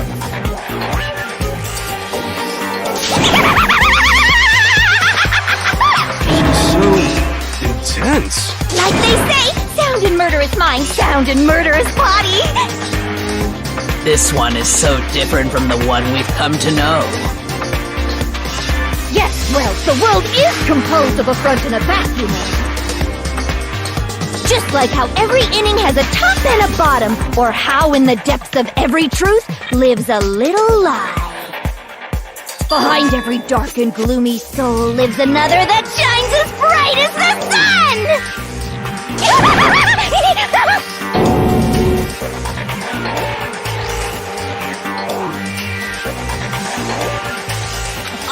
Miss Jack, Jill, can I ask you a question? What's up? Some of us think you might be the mastermind behind our entire situation. What are your thoughts on that? Well, I'll tell you! I am the mastermind of all masterminds! Then it's not true? Of course it's not true! How dare you try to link me to that creepazoid! And another thing, the police and government and society in the outside world are totally powerless! I mean, they just let this idiotic, bloodthirsty maniac go buck wild all over town! Sure, I'm a bloodthirsty maniac, but life is pain, right? To live is to hurt other people. It's a necessary evil if you want to survive. The act of living itself causes pain for everyone. Just kidding again! This should be enough to convince you. This murderous fiend is responsible for Chihiro's death. There's clearly a motive, so there should be no doubt. A motive? Remember what Monokuma told us? If someone didn't murder and graduate within 24 hours, an embarrassing memory or secret would be revealed. Well, let's assume that Toko's secret was about genocide death. If a secret like that came to light, Toko's life would have undoubtedly been forever ruined. So she had a very clear motive to never have that side of herself exposed. Interesting. Very, very, very interesting. But sorry, as much as I hate to admit it, I'm not the culprit. But I cannot imagine anyone other than you could murder someone in such a bizarre fashion. Maybe so, but nevertheless, it's the truth. Do you really expect any of us to believe you? Yeah. I could never believe a word you say, you monster!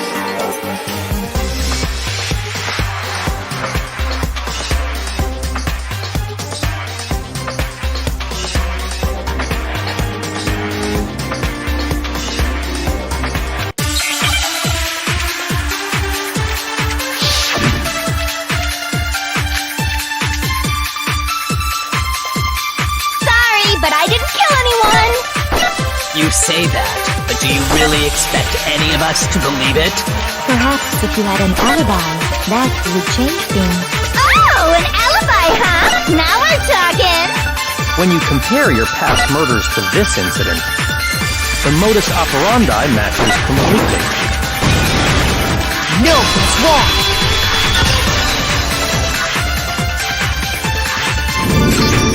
Are the methods of murder really exactly the same?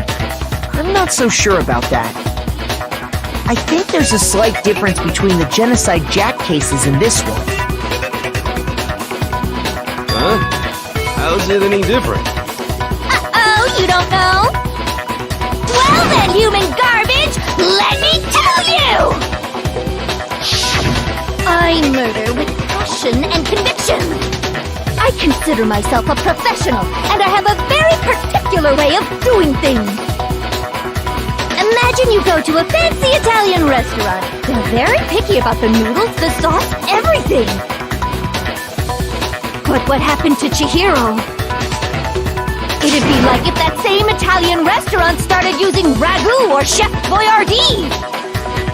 This is no creation of mine. Let me rephrase that, in a way that maybe makes more sense. There are two clear differences between the Genocide Jack cases and this one.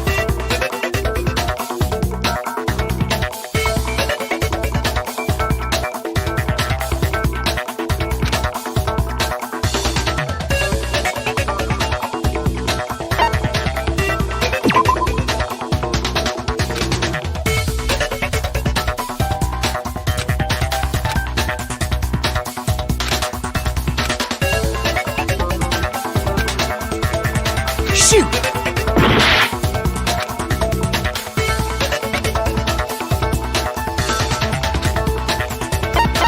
I got it!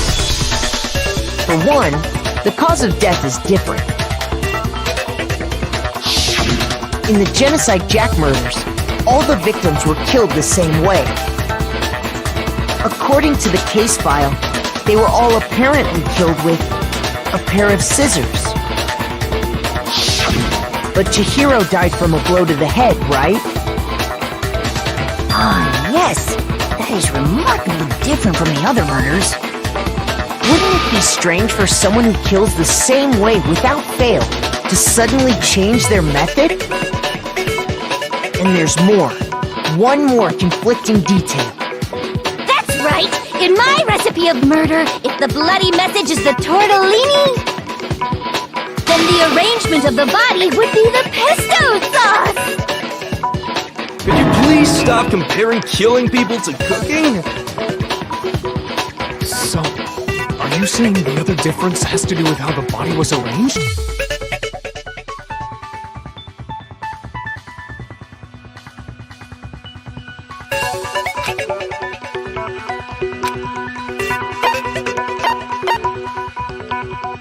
I got it! Do you remember what the killer used to suspend her? They used some kind of rope to hang her up by her wrists. What is your point? Well, in all the previous Genocide Jack cases, something else was used to suspend them. Specifically, pairs of razor-sharp scissors. And guess what? I used my own specially designed scissors for the murders and the arrangement! Like I said, I'm a professional, so naturally I'm very picky about the tools I use. And you know what else?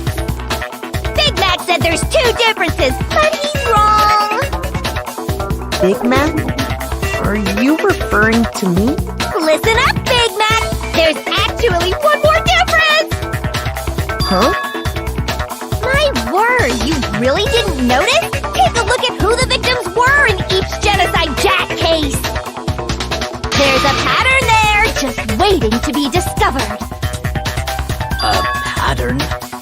Figure that out, and it'll be plain as death why I couldn't have possibly killed that little lolly girl.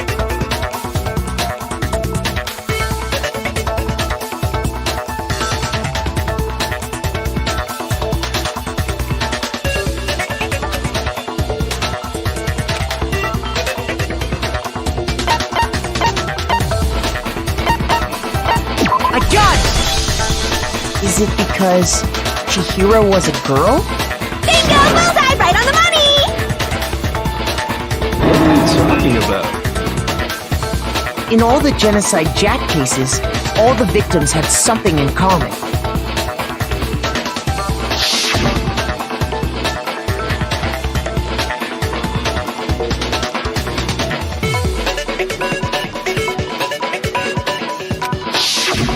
They were all guys?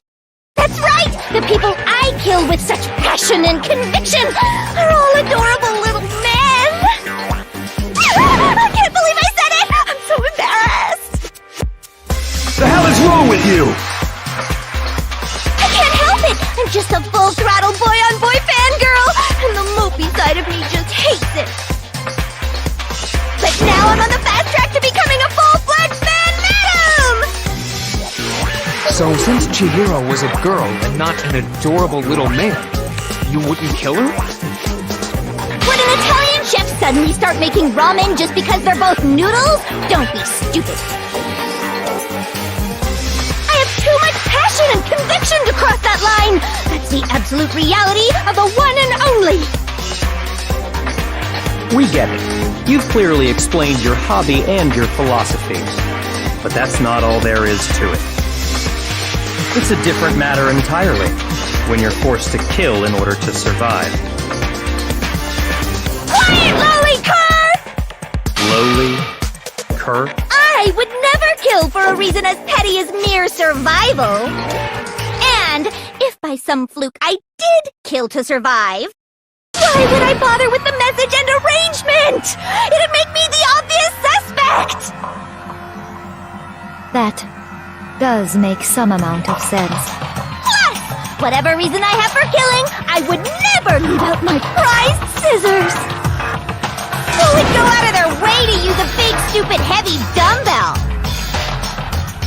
Maybe you used the dumbbell because you couldn't find any scissors in the school? Any scissors? I don't just use any scissors. I only use my own set of high-class envy of the entire Okay, whatever. There still aren't any in the school. Are you sure about that?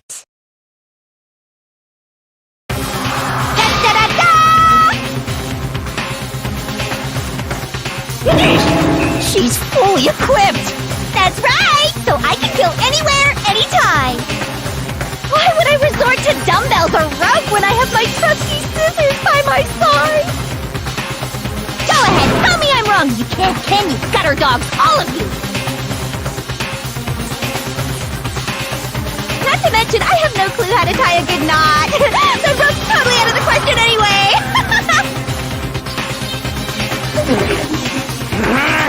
I have no idea what's going on anymore! Could such a heinous villain really be innocent? But the body really was suspended, right? And nobody but the police knew about that. Yeah! That's why we figured it had to be the real deal, and not some copycat killer or whatever.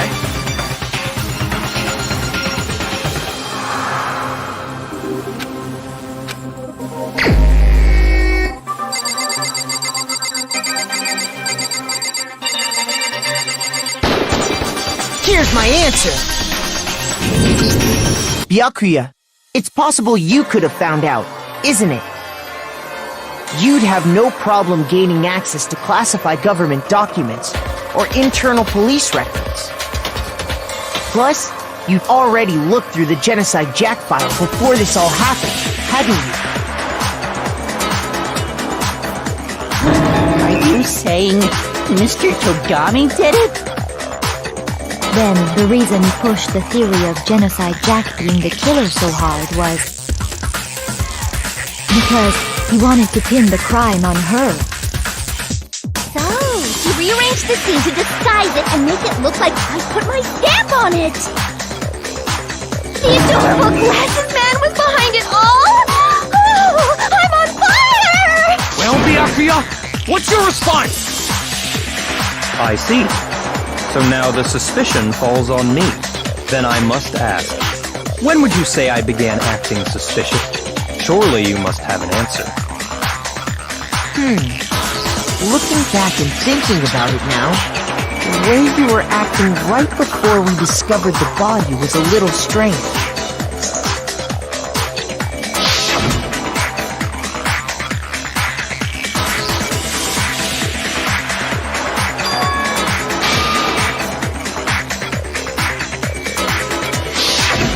You wanted to go to the girls' locker room right away, right?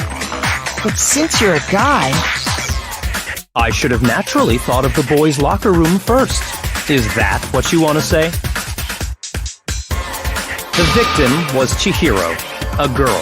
Hence why I said we should check the girls' locker room. Nothing strange about that, I'd say. On the contrary, there's something very strange. Okay then, what's so strange about it? Go ahead, share with the rest of the class.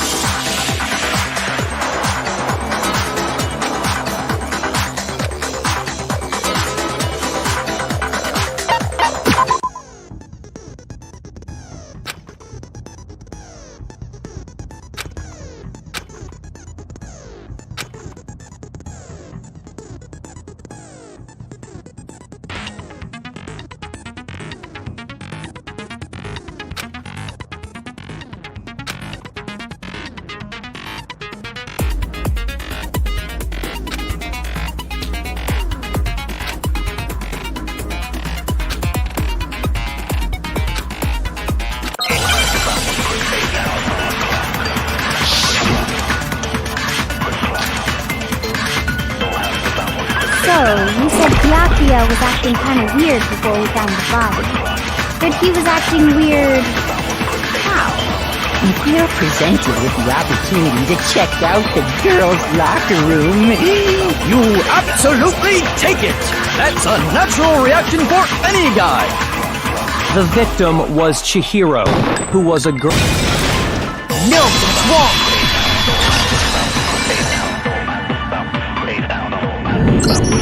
I'll tell you what's so strange about that. Because up until we actually discovered the body, we couldn't have known who the victim was. So your claim that you went to the girls' locker room first because Chihiro was the victim doesn't hold up. I see. That's a good answer, I must admit. Interesting. Very interesting indeed. But your reasoning is still too weak. Huh? What's wrong? Is that it? Surely you've got more than that. Go ahead. Show us.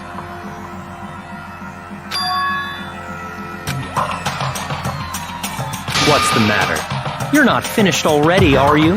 There must be more to it. There is. I think. There is more to it.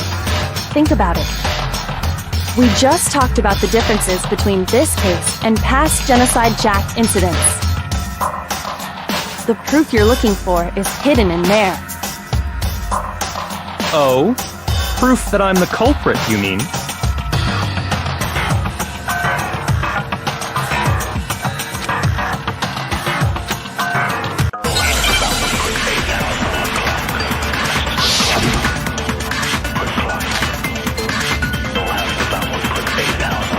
The difference between the cases?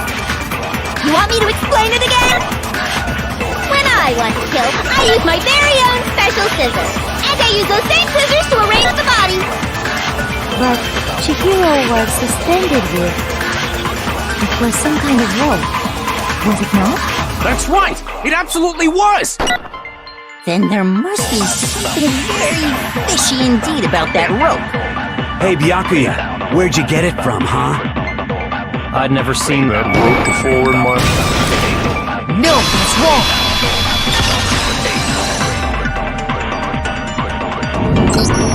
Actually, I'm pretty sure you have seen it before. Because, you see, that rope, or should I say, that extension cord? What? An extension cord?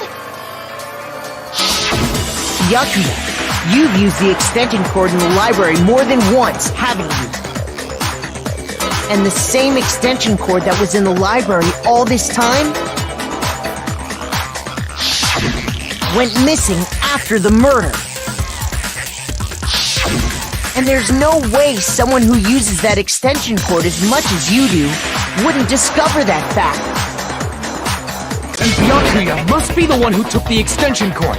I can't imagine any other possibility. That's really what you think? Then your conclusion is something like this?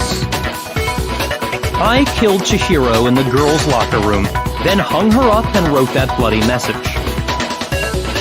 I intentionally made it look like Genocide Jack was behind it.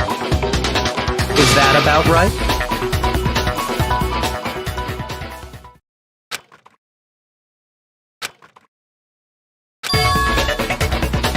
What's wrong?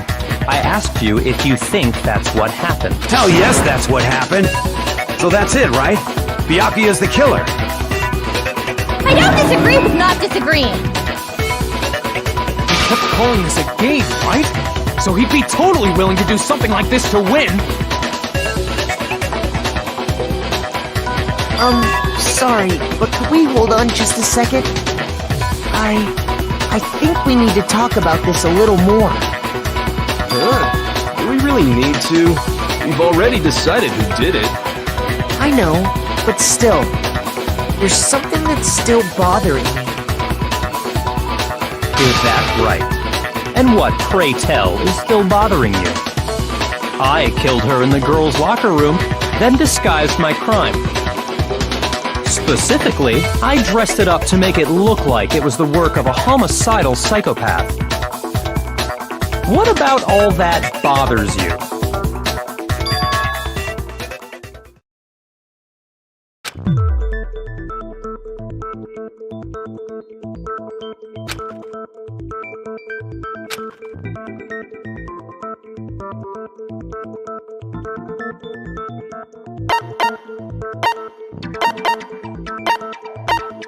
I got it! You say you killed Chihiro in the girls' locker room, right? But are you sure about that? Isn't it possible that the murder took place somewhere else? How disappointing. What kind of question is that? Even in the world of disappointments, this is a true letdown. She was found dead in the girls' locker room. There is absolutely no question about that. How could the scene of the crime have been anywhere else? Well, I think it's entirely possible that she was killed somewhere else, then carried there later, along with the rest of the murder scene. The rest of the murder scene? That was awfully specific. Please tell me you have a reason for saying all of that. I believe I do.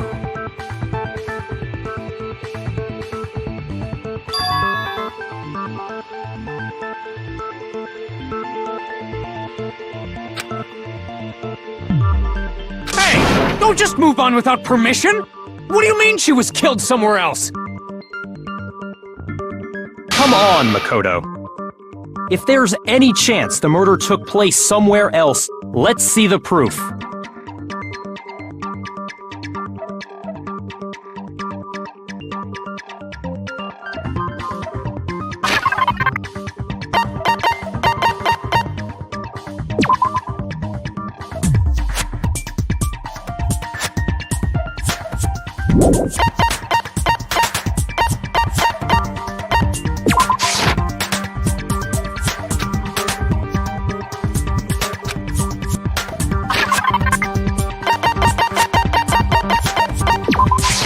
I got it! The proof that she was killed somewhere else is the poster that's hanging in each locker room. Your proof is some posters? The poster in the girls' locker room was a picture of a big-boobed supermodel. But don't you think that's kind of strange? Why would the girls' locker room have a poster like that? I bet those massive jugs of hers were totally fake! Meanwhile, the boys' locker room had a poster of the super popular boy band Tornado. Again, that doesn't really seem to belong in a boys' locker room. So you're saying that maybe the posters were switched? And there's one other thing I noticed about the locker rooms. You know what I'm talking about, right, Sakura?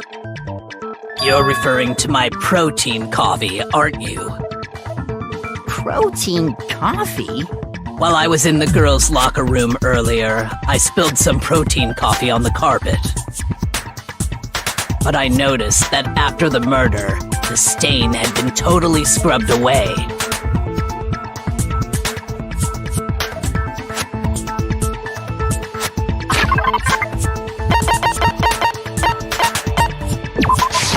I got it!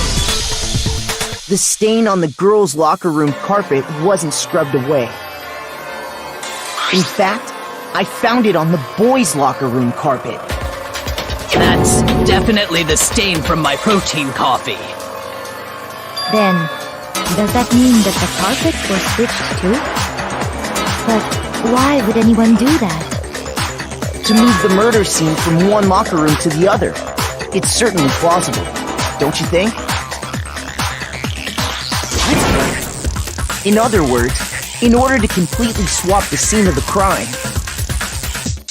the blood-stained poster and carpet were moved along with the dead body. By doing this, the killer was able to change the entire room where the murder took place. I can certainly follow your reasoning, but why would the culprit bother doing that? Huh? Why would they go through all that trouble of switching the scene of the crime? Actually, an even bigger question. If the murder did take place in the boys' locker room, then how did Chihiro get in the boys' locker room in the first place? To get into the locker room, you have to swipe your e-handbook across the card reader device. But Chihiro's handbook should have only allowed her access to the girls' locker room. She had no way to get into the boys' locker room to begin with.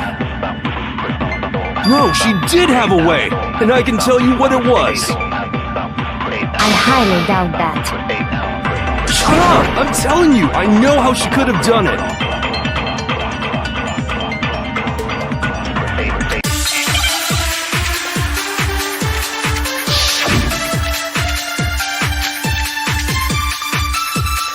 Is it really possible? Could Chihiro really have gotten into the boys' locker room somehow? Ah! I got it! She must have hacked her e-handbook! She was the ultimate programmer, after all. I'm sure that would have been no problem for her. No, I don't think that's it. She used the thing that was in the main hall. Huh? What thing? I'm talking about Leon's handbook, of course. If she had that, she could get into the boys' locker room no problem.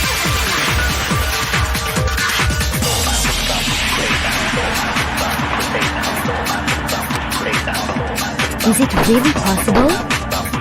Could Chihiro really have gotten into the boys' locker room somehow? Ah! I got it! She must have hacked her e-handbook! She was the ultimate programmer, after all. I'm sure that would have been no problem for her. No, I don't think that's it. She used the thing that was in the main hall. Huh? What thing? I'm talking about Leon's handbook. No, that's wrong!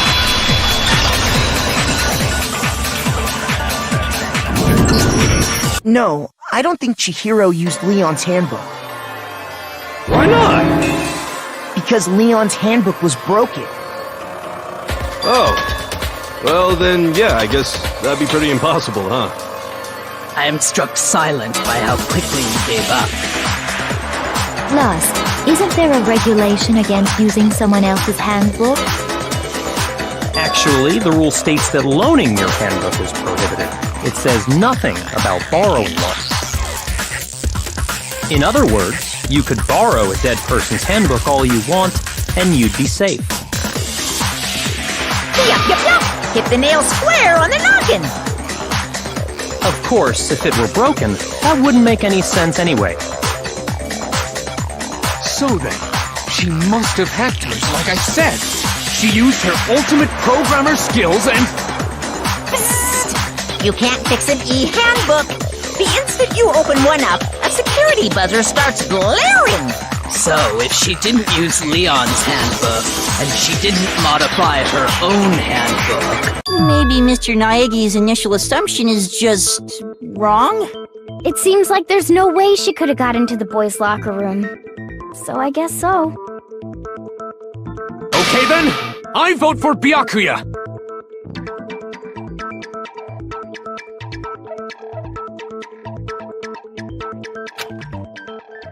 Hold on a second.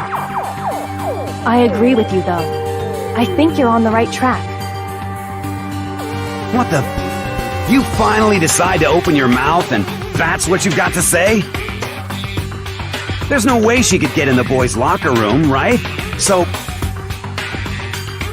Why are you so sure she couldn't get in? There's still one other way she could have gained access. What? What are you talking about? What other way is there? Well, to explain that, why don't we take a little break from the trial? I'd like you all to come see something. Wait! Just what do you think you're doing? Don't worry.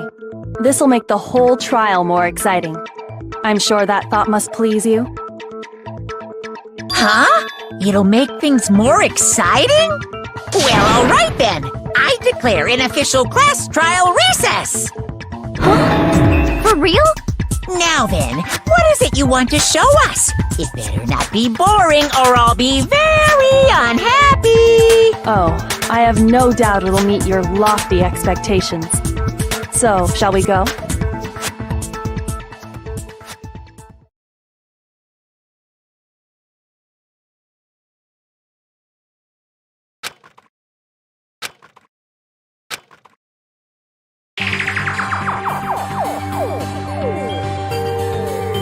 The girls' locker room? We've already searched this place top to bottom! What are you trying to pull, Missy?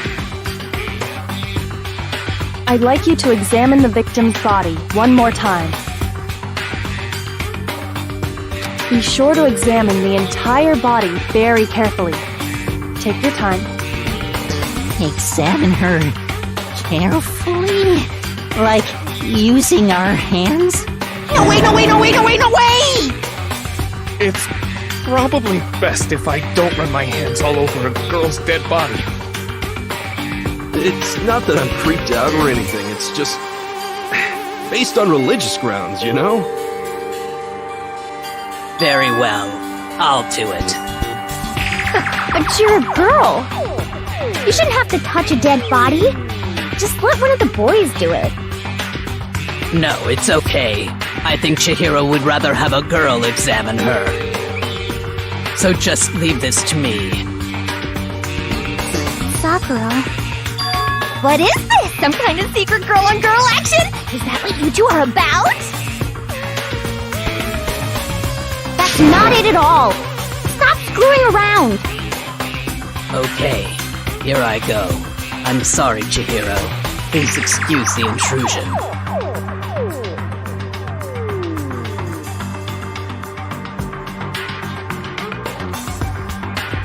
Be sure to check her entire body, and I believe we will solve this particular mystery. Her entire body? I know you say that, but... What? This is... What is this... What is it? Not possible. It's not possible. This girl is what? Is a boy! Ah, I see. So she was actually a he. Interesting. Thank you for confirming this fact. What? You're joking, right? I wouldn't joke about this. Then it's really true? Chihiro was a guy?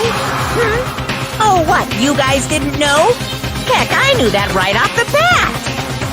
Chihiro Fujisaki was totally a guy. He was a cross-dresser? Oh, I'm really on fire! I wish I had killed him! So that's what Kyoko wanted to show everyone, huh? Interesting. Yes, that certainly does make things much more exciting. Now let's ride this wave of excitement back to the courtroom and get back to the trial.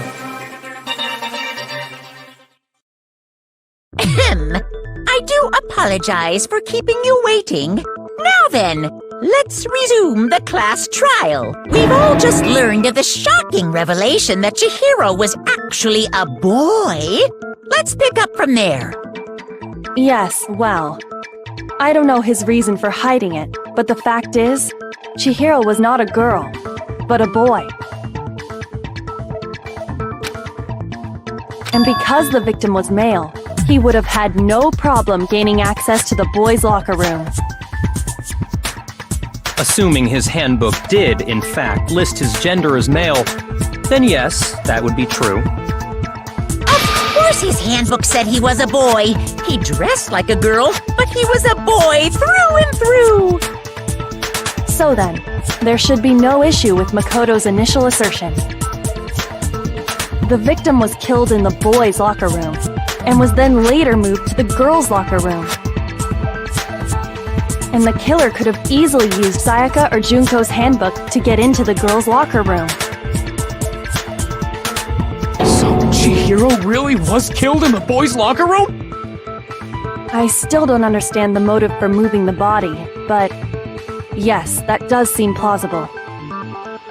Well, I must admit, I did find it rather odd. I knew he felt a little off. There was a certain incongruity to his female body. This is the most titillating situation! So now everything has been connected. All the mysteries have finally become clear. Okay, well, connected or clear or whatever. We still think you're the killer, remember?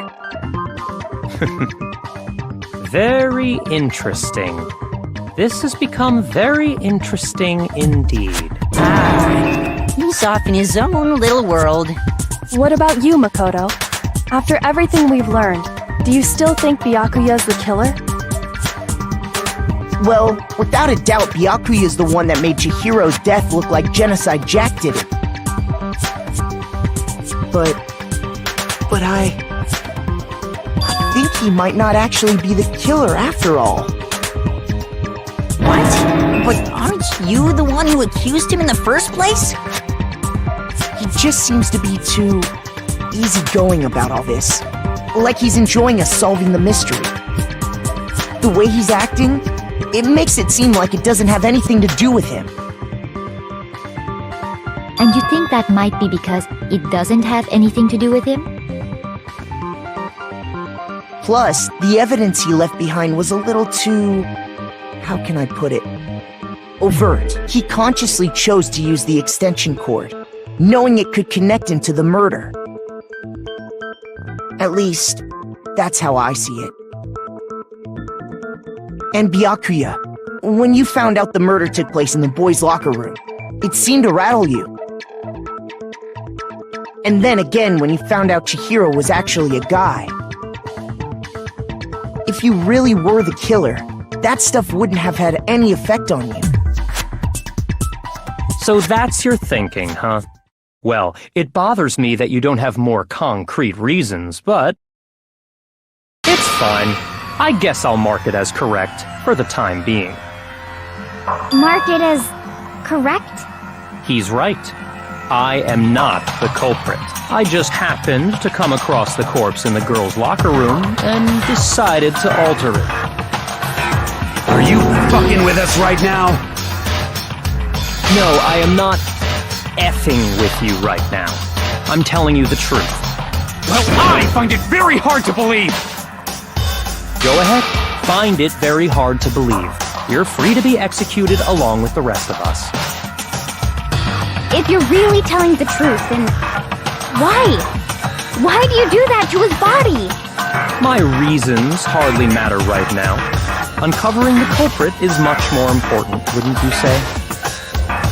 Now then, if it wasn't me, who was it? Well, I don't think I can say for sure without talking about it a little more. We're seriously gonna keep going? We're all good, aren't we? I thought it was clear Byakuya did it. No, I'm with Makoto. If there's any doubt whatsoever, we need to explore every possibility. Because if we're wrong, we all die here. That's true. Very well then. I'm with you too. Damn straight. Count me in. Do you not have a mind of your own? Of course I do. What am I, an ant or something? Anyway, let's discuss this all as a group one more time. We still have time to make our decision. That's very true. Our lives are all on the line. Excellent. Then shall we resume our game of hide and seek?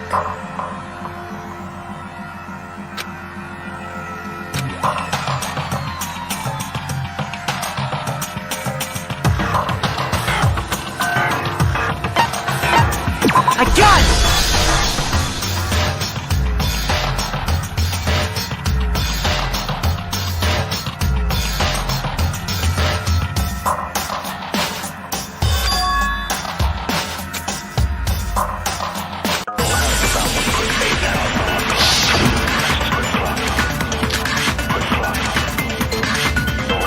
Isn't there a single clue that might lead us to who did it? Well, clues are one thing, but did nobody get a look at the killer? I'm sure if someone saw the killer, they would have said something by now. Perhaps someone saw the victim at some point. Even that might be enough for now. Yeah. All we need right now is any kind of new info.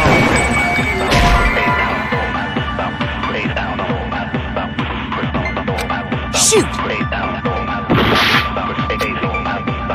Isn't there a single clue that might lead us to who did it? Well, clues are one thing, but did nobody get a look at the killer? I'm sure if someone saw the killer, they would have said something by now. Perhaps someone saw the victim at some point. Even that might be enough for now. Yeah. All we need right now is any kind of new info. It's over. It's all over. You want to know who saw the victim? The killer! And only the killer! Milton's wrong!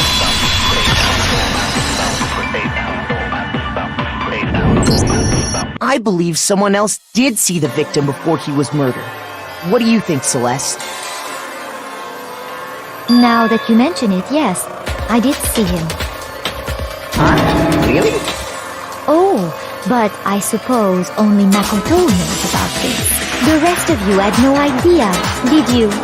That is why you're all making such ugly noises.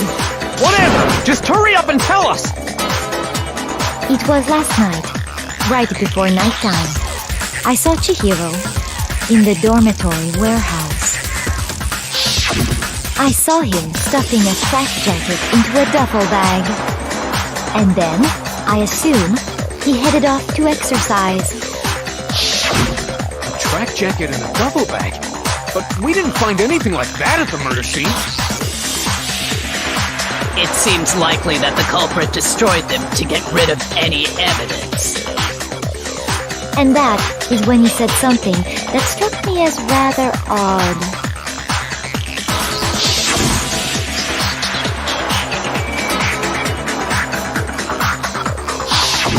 Chihiro told me he was in a hurry. But why would he be in a hurry? Only if someone were waiting for him, I should think. So, Mr. Fujisaki was on his way to meet with someone, and then they were going to work out together? But Hina and I had invited him to exercise with us plenty of times, and he always declined. Probably because he was afraid you'd find out the secret he was hiding, right? Which means that conversely, he must have trusted whoever he was meeting with very much. Enough so that he was willing to risk his secret being revealed. Oh, what a marvelous friendship! The point is, whoever he met up with is the culprit, right? So we just gotta figure out who it was. But knowing what we know, I can't even guess. No. You already have what you need to make the connection. Huh? You know who the killer is. Seriously? Who is it? Who's the killer? Think back to the track jacket and duffel bag the killer disposed of. Focus on the details of these items, and it should become obvious who was waiting for him. Are you sure about that? You really think we can figure out who did it based on two pieces of evidence that we don't have? What? You want to track down some fingerprints or something? Even if we had the equipment for that, we wouldn't know how to use it.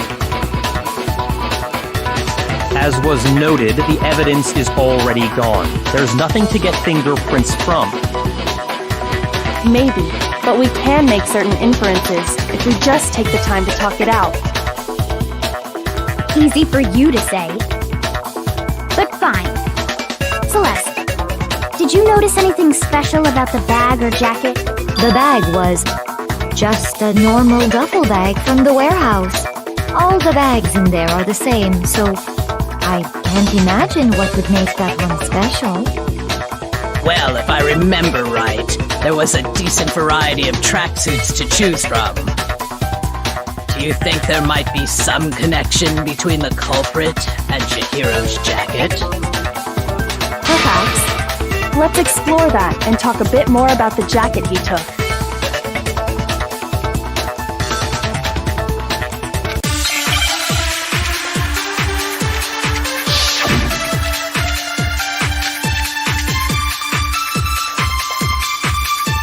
First of all, we know where Chihiro was headed. he was on his way to go exercise. So next we have to ask, why did he choose the specific tracksuit that he did? What do you mean, the specific tracksuit? I got it! He picked that tracksuit because it matched the one the culprit was wearing! So, what you're saying is, the killer was wearing the same blue tracksuit as him? No, that's wrong!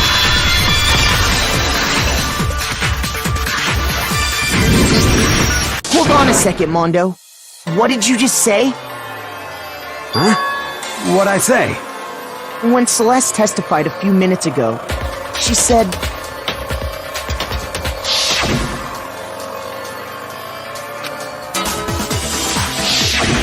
She never said anything about the jacket's color. So why did you say Chihiro's blue tracksuit? What are you... You just... Hey, Celeste, what color was Chihiro's tracksuit? As a matter of fact, it was blue? And before we began the trial, did you tell anyone that? The only one I told about any of this was you. Then, Mondo, how did you know what color Chihiro's tracksuit was? Because I just... I'm sure he saw the clothes at some point in the investigation. No, that can't be it. The bag and clothes were surely disposed of by the time we began our investigation. Then the only reason he could have known what color the tracksuit was is if he saw Cherry with it before he died! That's the only possibility! Cherry? Are you talking about Chihiro? So, how about it? Did you see the tracksuit or didn't you? Just by chance. I just happened to see it last night. He walked past me, and he was carrying the tracksuit in his hands. No, that can't be it either. According to Celeste's testimony,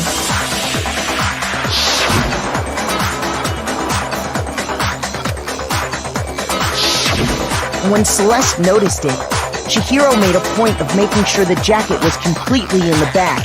If you just ran into him briefly, you couldn't possibly have seen what color the tracksuit was. It would appear you've dug your own grave. Perhaps. But you handed him the shovel, didn't you? That's why you said what you did. Focus on the tracksuit and it'll be obvious who he met with? What a bunch of nonsense. Ah, now I understand. It was all one big bluff, wasn't it? Your true intention was to draw a slip of the tongue from the culprit. That's why you said you knew who did it, to put them on edge. That's right. However, Mondo was my target all along. I had my suspicions about him from the very beginning. But why? What made you so suspicious? That's a good question. There was a certain turning point that tipped me off. Maybe you didn't notice it, Mondo, but you tend to refer to men and women differently. You only call guys dude. For girls, it's chick. And after he was killed, you happened to refer to him as dude. Once I picked up on that, it occurred to me that Mondo knew something we didn't. Did you notice such a tiny detail? Are you a witch? She's a witch! You're positively frightful! No, I'm not the frightful one. Not nearly as frightful as someone capable of murdering a friend.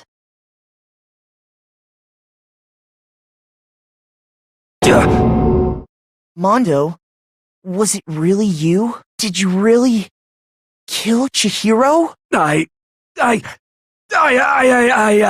didn't kill anyone! You've been all over me, judging everything I say, putting words in my mouth. What gives you the right to treat me like a goddamn criminal? Yeah! He would never do something like that!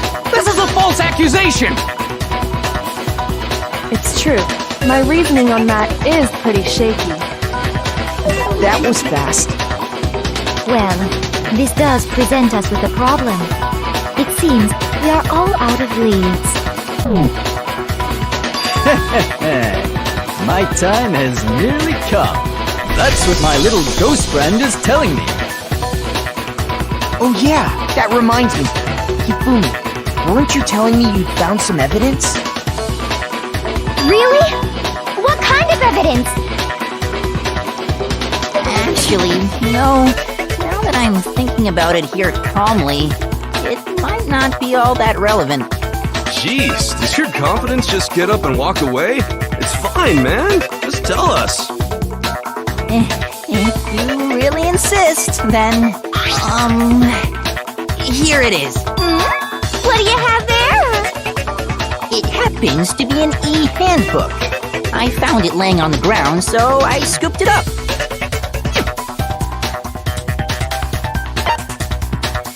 I got it! We know Chihiro's handbook was missing from the scene of the crime, right? For a fact. For a fact indeed. I was totally sure I'd found it. Then it must hold some clue about the culprit, right? Well, that's what I was hoping. But it's busted. It won't even turn on. I imagine the culprit broke it to get rid of any evidence after the murder. That's odd. I didn't think the handbooks were quite so fragile. You're right. They're not. They're totally waterproof and shock resistant.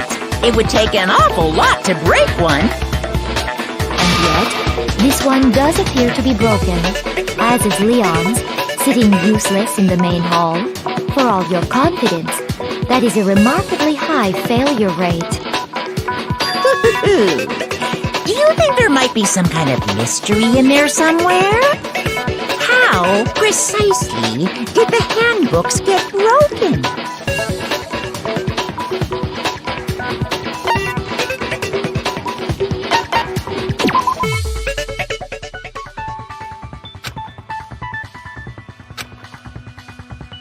Shoot!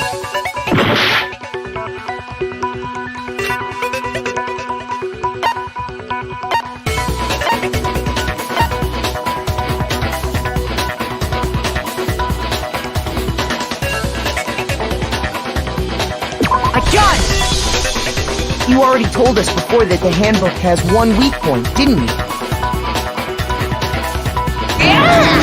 You remember that? Sure, maybe I let that slip, but I never told anyone what the weak point actually was.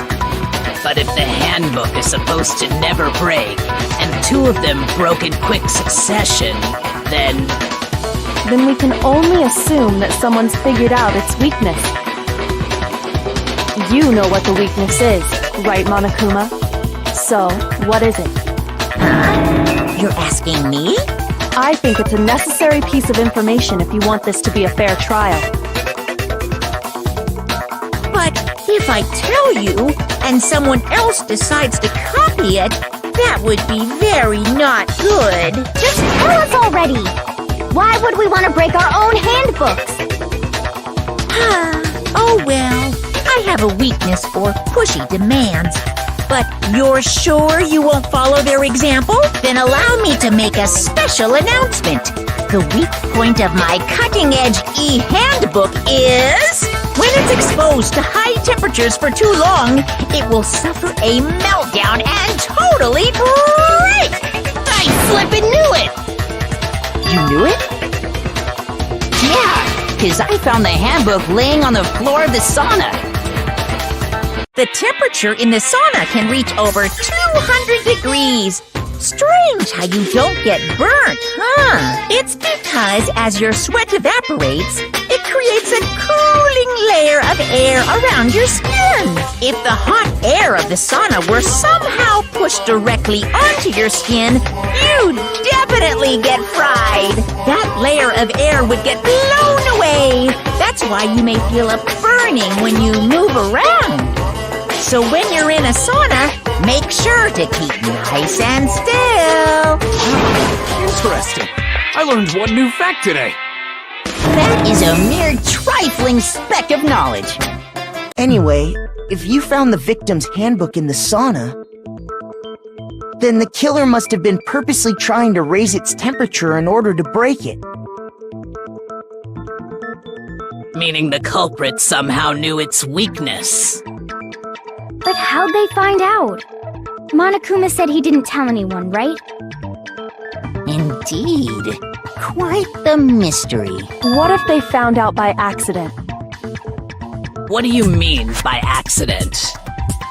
What if the killer took their own handbook into the sauna, not knowing its weakness, and it broke? They'd realize it was broken, of course, and it wouldn't be hard to figure out why.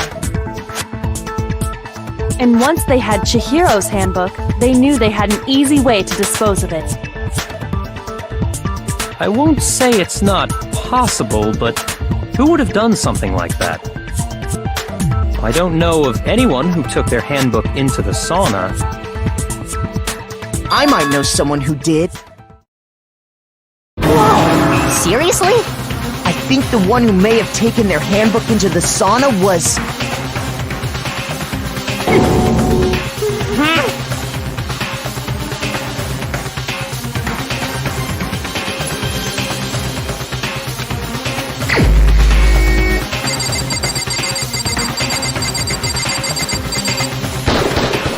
Here's my answer! Mondo, your handbook got broken in the sauna, didn't it? What? Why? Why do you keep accusing him? Mondo and Taka had an endurance contest in the sauna not too long ago, remember? And for the contest, Mondo just so happened to keep his school uniform on. But little did he realize, he'd also left his handbook in one of his uniform pockets. And when it was all over, Mondo discovered that taking your handbook into the sauna could easily destroy it. No, wait, hold on! You've got it all wrong! He would never kill! I don't accept this! Show me the proof! The actual solid proof!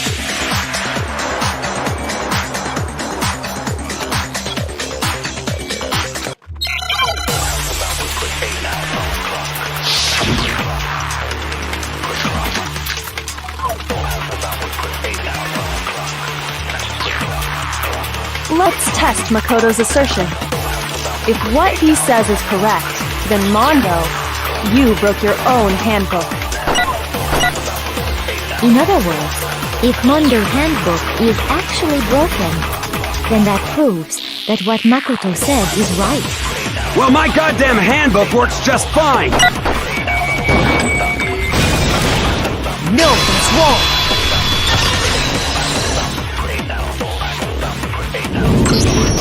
Mondo, the handbook you have right now, is it really yours? The fuck is that supposed to mean? The broken handbook that was in the main hall. Isn't that one actually yours? What the heck are you talking about? What I mean is, I think Mondo swapped his handbook out for one that actually works. I think he took Leon's handbook and replaced it with his own. After all, Monokuma said himself that Leon's handbook never should have broken. That's right! The punishment it suffered wasn't nearly enough to destroy it. So then, the broken handbook in the main hall is actually Mondo's, which would mean that the handbook Mondo has right now is actually Leon's, yes? But doesn't that violate the school regulation that says loaning out your handbook is prohibited? Well, here's how I look at it. There is a rule about loaning your handbook to another student, but if they're dead, they're not a student. It's kind of a gray area, I admit, but no worries. If anything, it just makes things more interesting. As such, I decree that exchanging handbooks with a corpse is not a violation of the rules. Well, Mondo, if I'm wrong about this, you're welcome to say so. I'm happy to admit I made a mistake, but Son of a bitch! What's wrong, bro? Come on! Tell him he's wrong! You are wrong! You have to be wrong! Everything you just said is wrong! You made it all up! Okay, then why don't we look back on this case one more time, from the beginning? That way, everything will become clear, and we'll all see if I was right or wrong.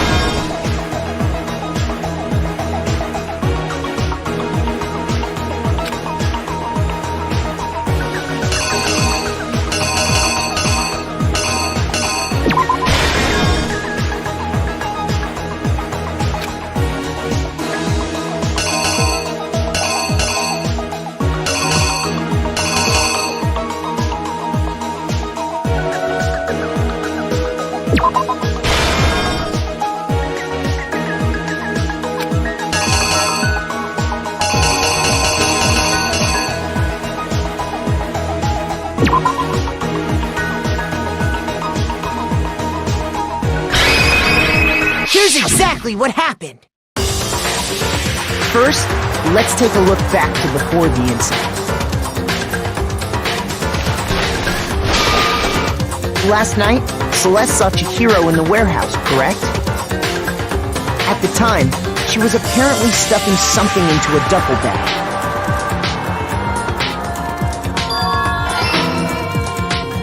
That something was a blue tracksuit. You can confirm this, right, Celeste?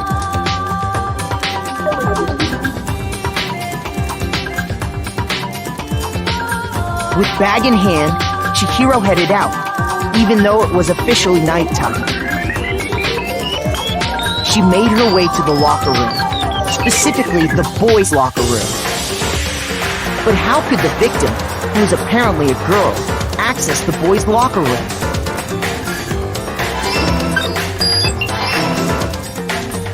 Simple, because she was really a he, which is why he was able to use his own handbook to gain entrance to the boys' locker room.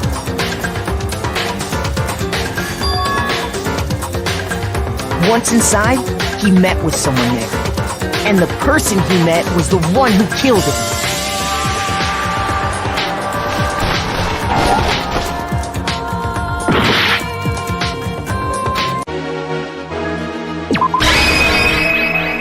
The killer is you! Once inside, he met with someone there. It seems likely that the killer grabbed the nearby dumbbell, approached the unsuspecting Chihiro,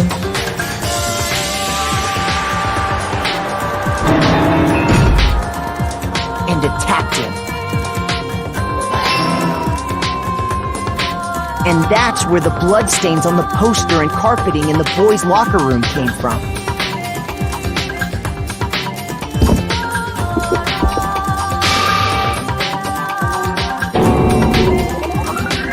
It was likely in the heat of the moment.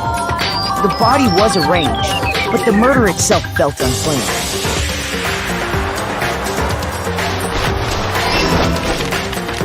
Which is why the killer hurried to try and hide the act. First, pulling up the bloodstained carpet. Then, removing the bloody poster.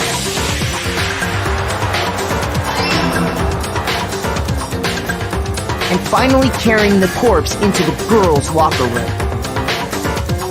A girl's handbook was necessary to get into the locker room, of course. But this alone doesn't prove that the killer was necessarily a girl. After all, Sayaka and Junko's handbooks had been placed in the main hall.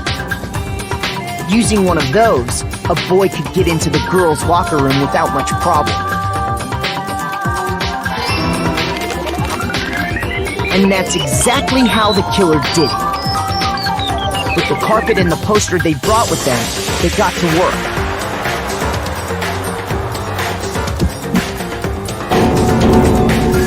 They changed the layout of the boys' and girls' locker room in what you might call a crime scene switch.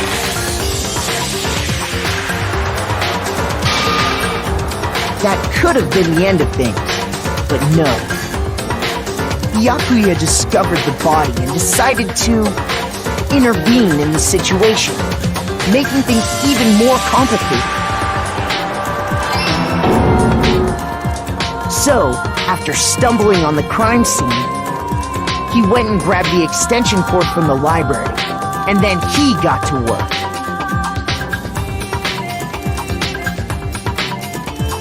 He used the cord to string up Chihiro's lifeless body.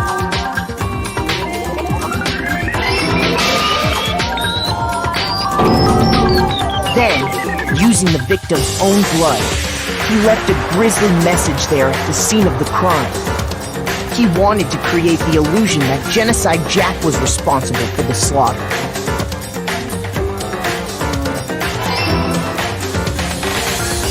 And around the same time that Byakuya was putting together this facade, the killer, having already disposed of Chihiro's bag and other belongings, arrived at the sauna. There, they planned to destroy the last piece of evidence, Chihiro's handbook.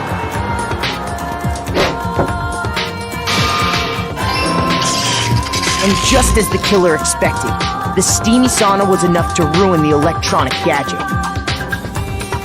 Somehow, the killer knew that the handbook couldn't stand up to the heat of the sauna.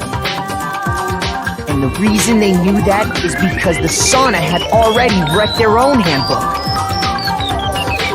And that's how it all played out.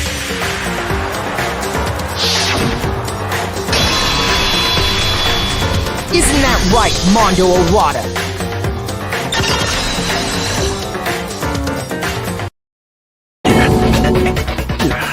Wait! No! This can't be right! Where's your evidence? Yeah! Where's your evidence? You need evidence! You need proof! Without any proof, you can't pin any of this on him!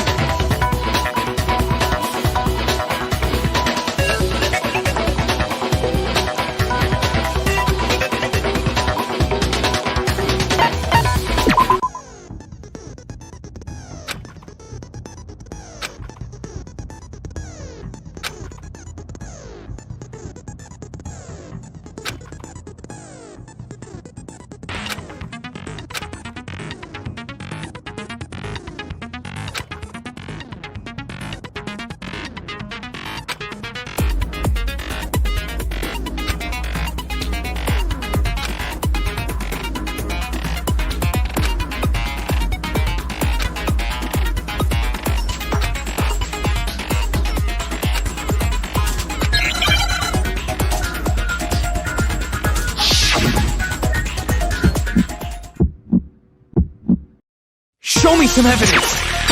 You're wrong! I won't listen! I refute you! False! Show me some evidence! I won't listen! False! I refuse to vote! Show me some evidence! You're wrong! I won't listen! I refute you! False! Show me some evidence! I won't listen! False! You're corrupt! I refuse to vote! I refute you! False! You're corrupt! Show me some evidence! I won't listen! I refuse to vote! Show me some evidence! This should prove it!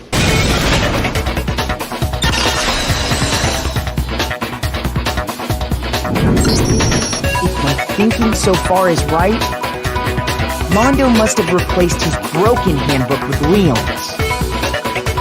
In which case, we can just check each of our handbooks right now. Once we do that, we'll... We don't gotta do that. Yeah, I did it. I killed him.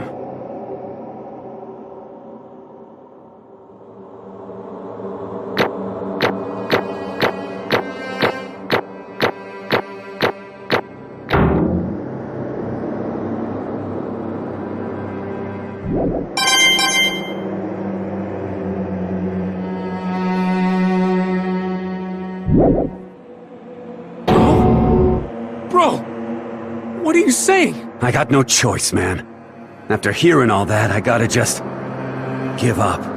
Go ahead, Monokuma. Get it over with.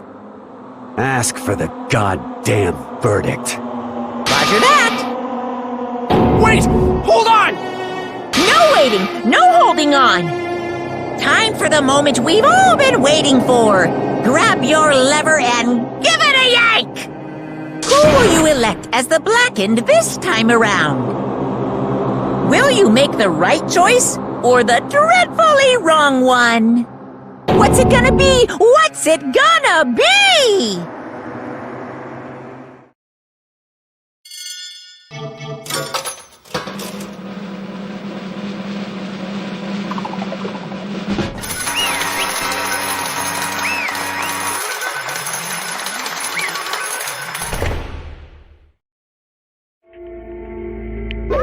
What?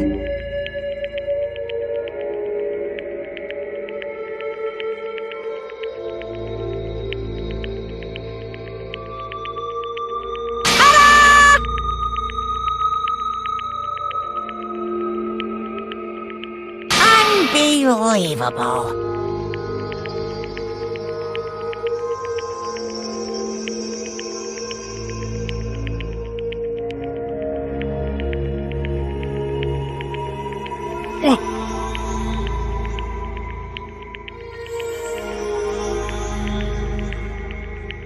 Sorry. What is this?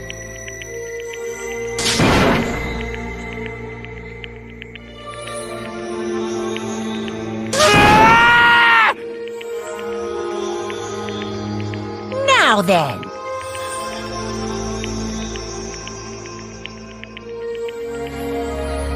Actually...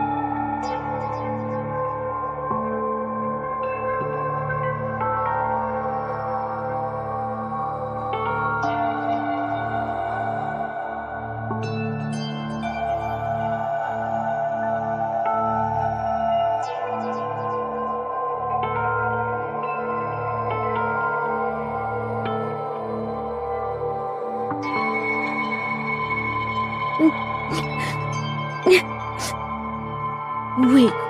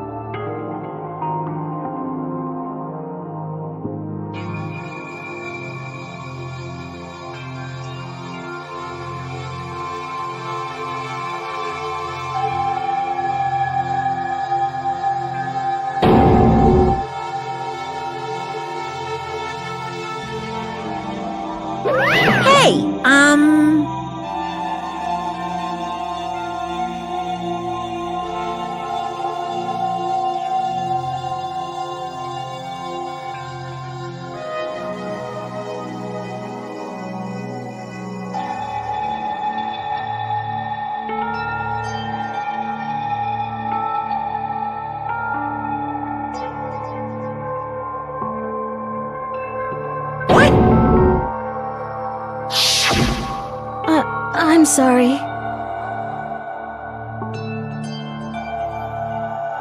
But...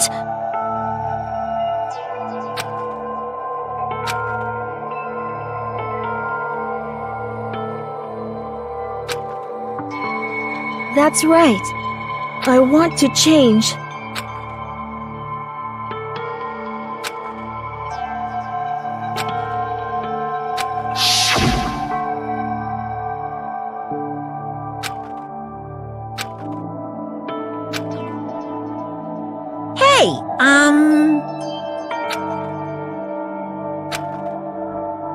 Yeah, that's right.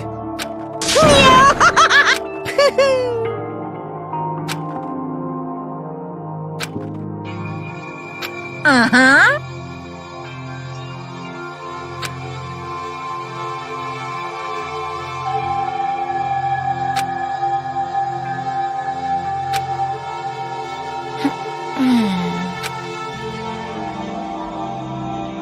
Correct.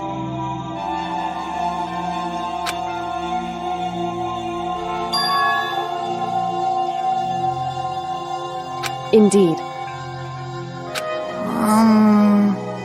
Certainly. But Because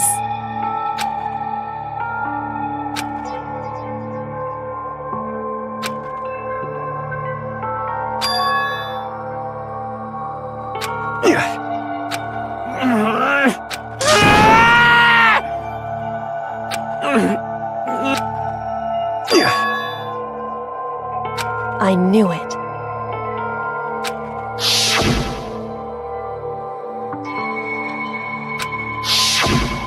What is this?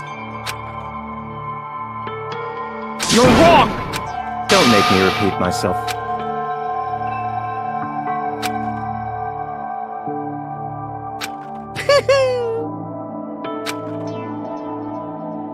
Hey,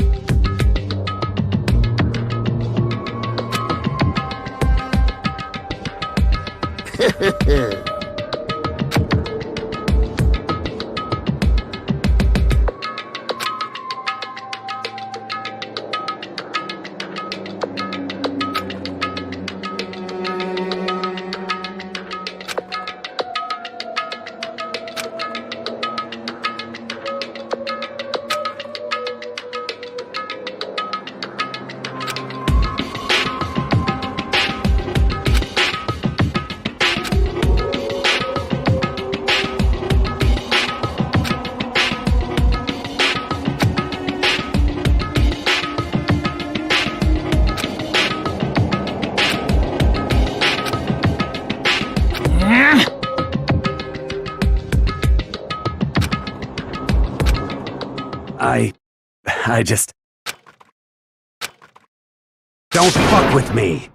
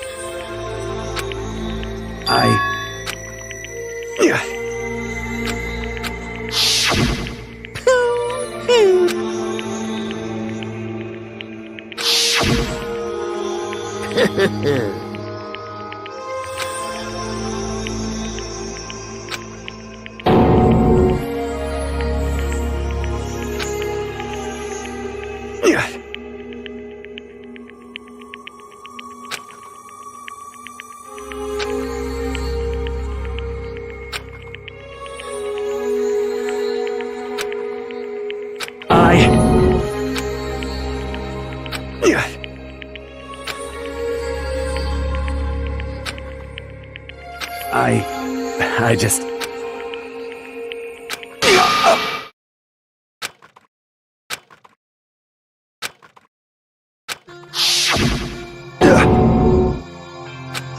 I'm sorry.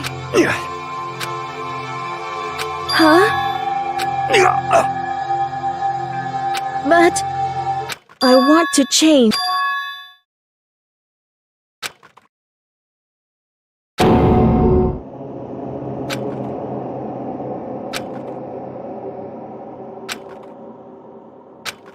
You piece of... What? What? Huh?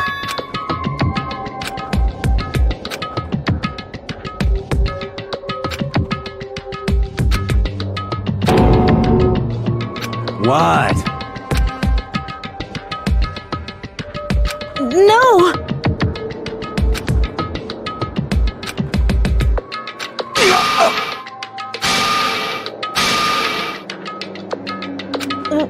What's wrong? Damn you! I just... Yeah, that's right.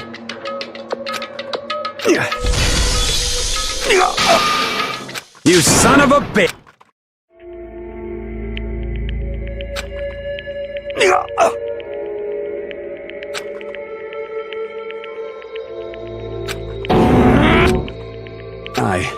I killed Chihiro, even after all this time. And thanks to that...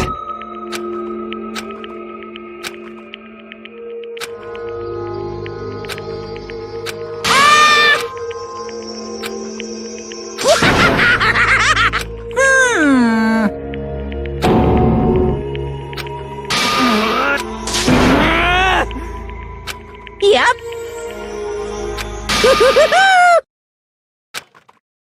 It can't be. Well now. Ridiculous. Now then, I prepared a very special punishment. Let's give it everything. Sorry, man. I couldn't keep the promise we made.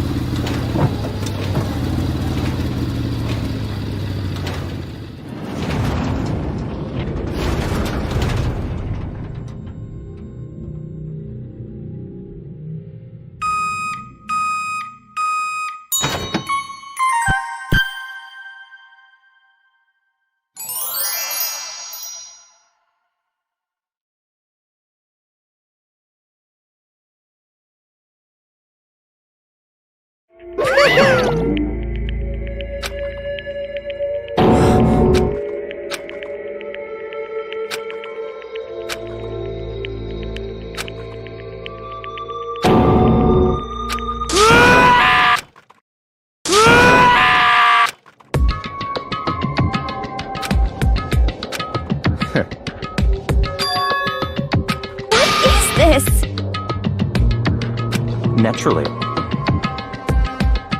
Hey. However... What?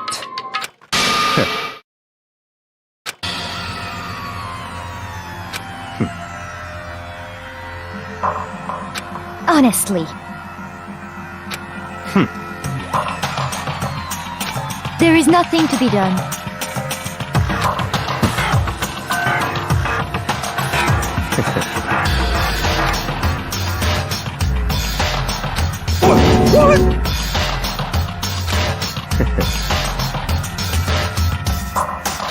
Well...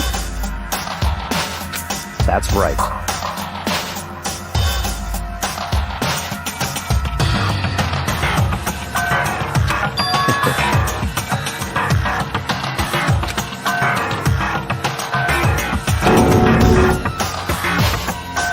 I see. But...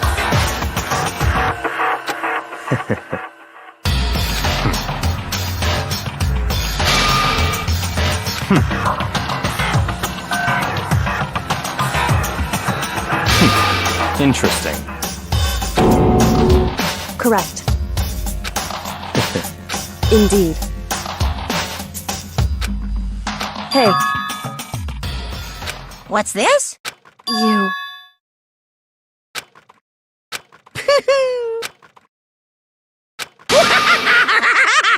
What? Damn. What the heck? Damn it!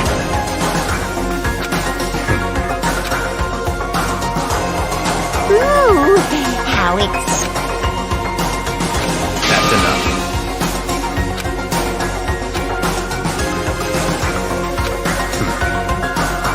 In the name of my family.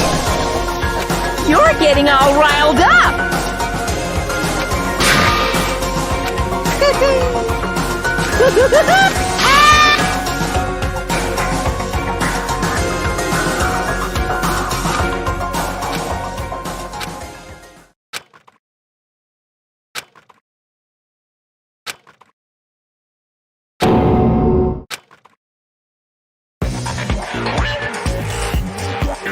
Well, anyway, like this is a pretty good spot. Yeah, anyway, isn't it amazing how that girl went and killed someone before things even had... Once things really get moving, it'll be like fear and despair charge forward at a spot. I must admit, I went to all the pain and effort of making you part of the... You do remember you were supposed to make the first... Well, no biggie. Nothing we can do about it now. So just do your best to make things more exciting from after all. That's what everyone... As long as you don't want to know my measurements. Oh, my. You really... I know I said you could ask it. Super denied, ultra denied, and nobody be dumb enough to read...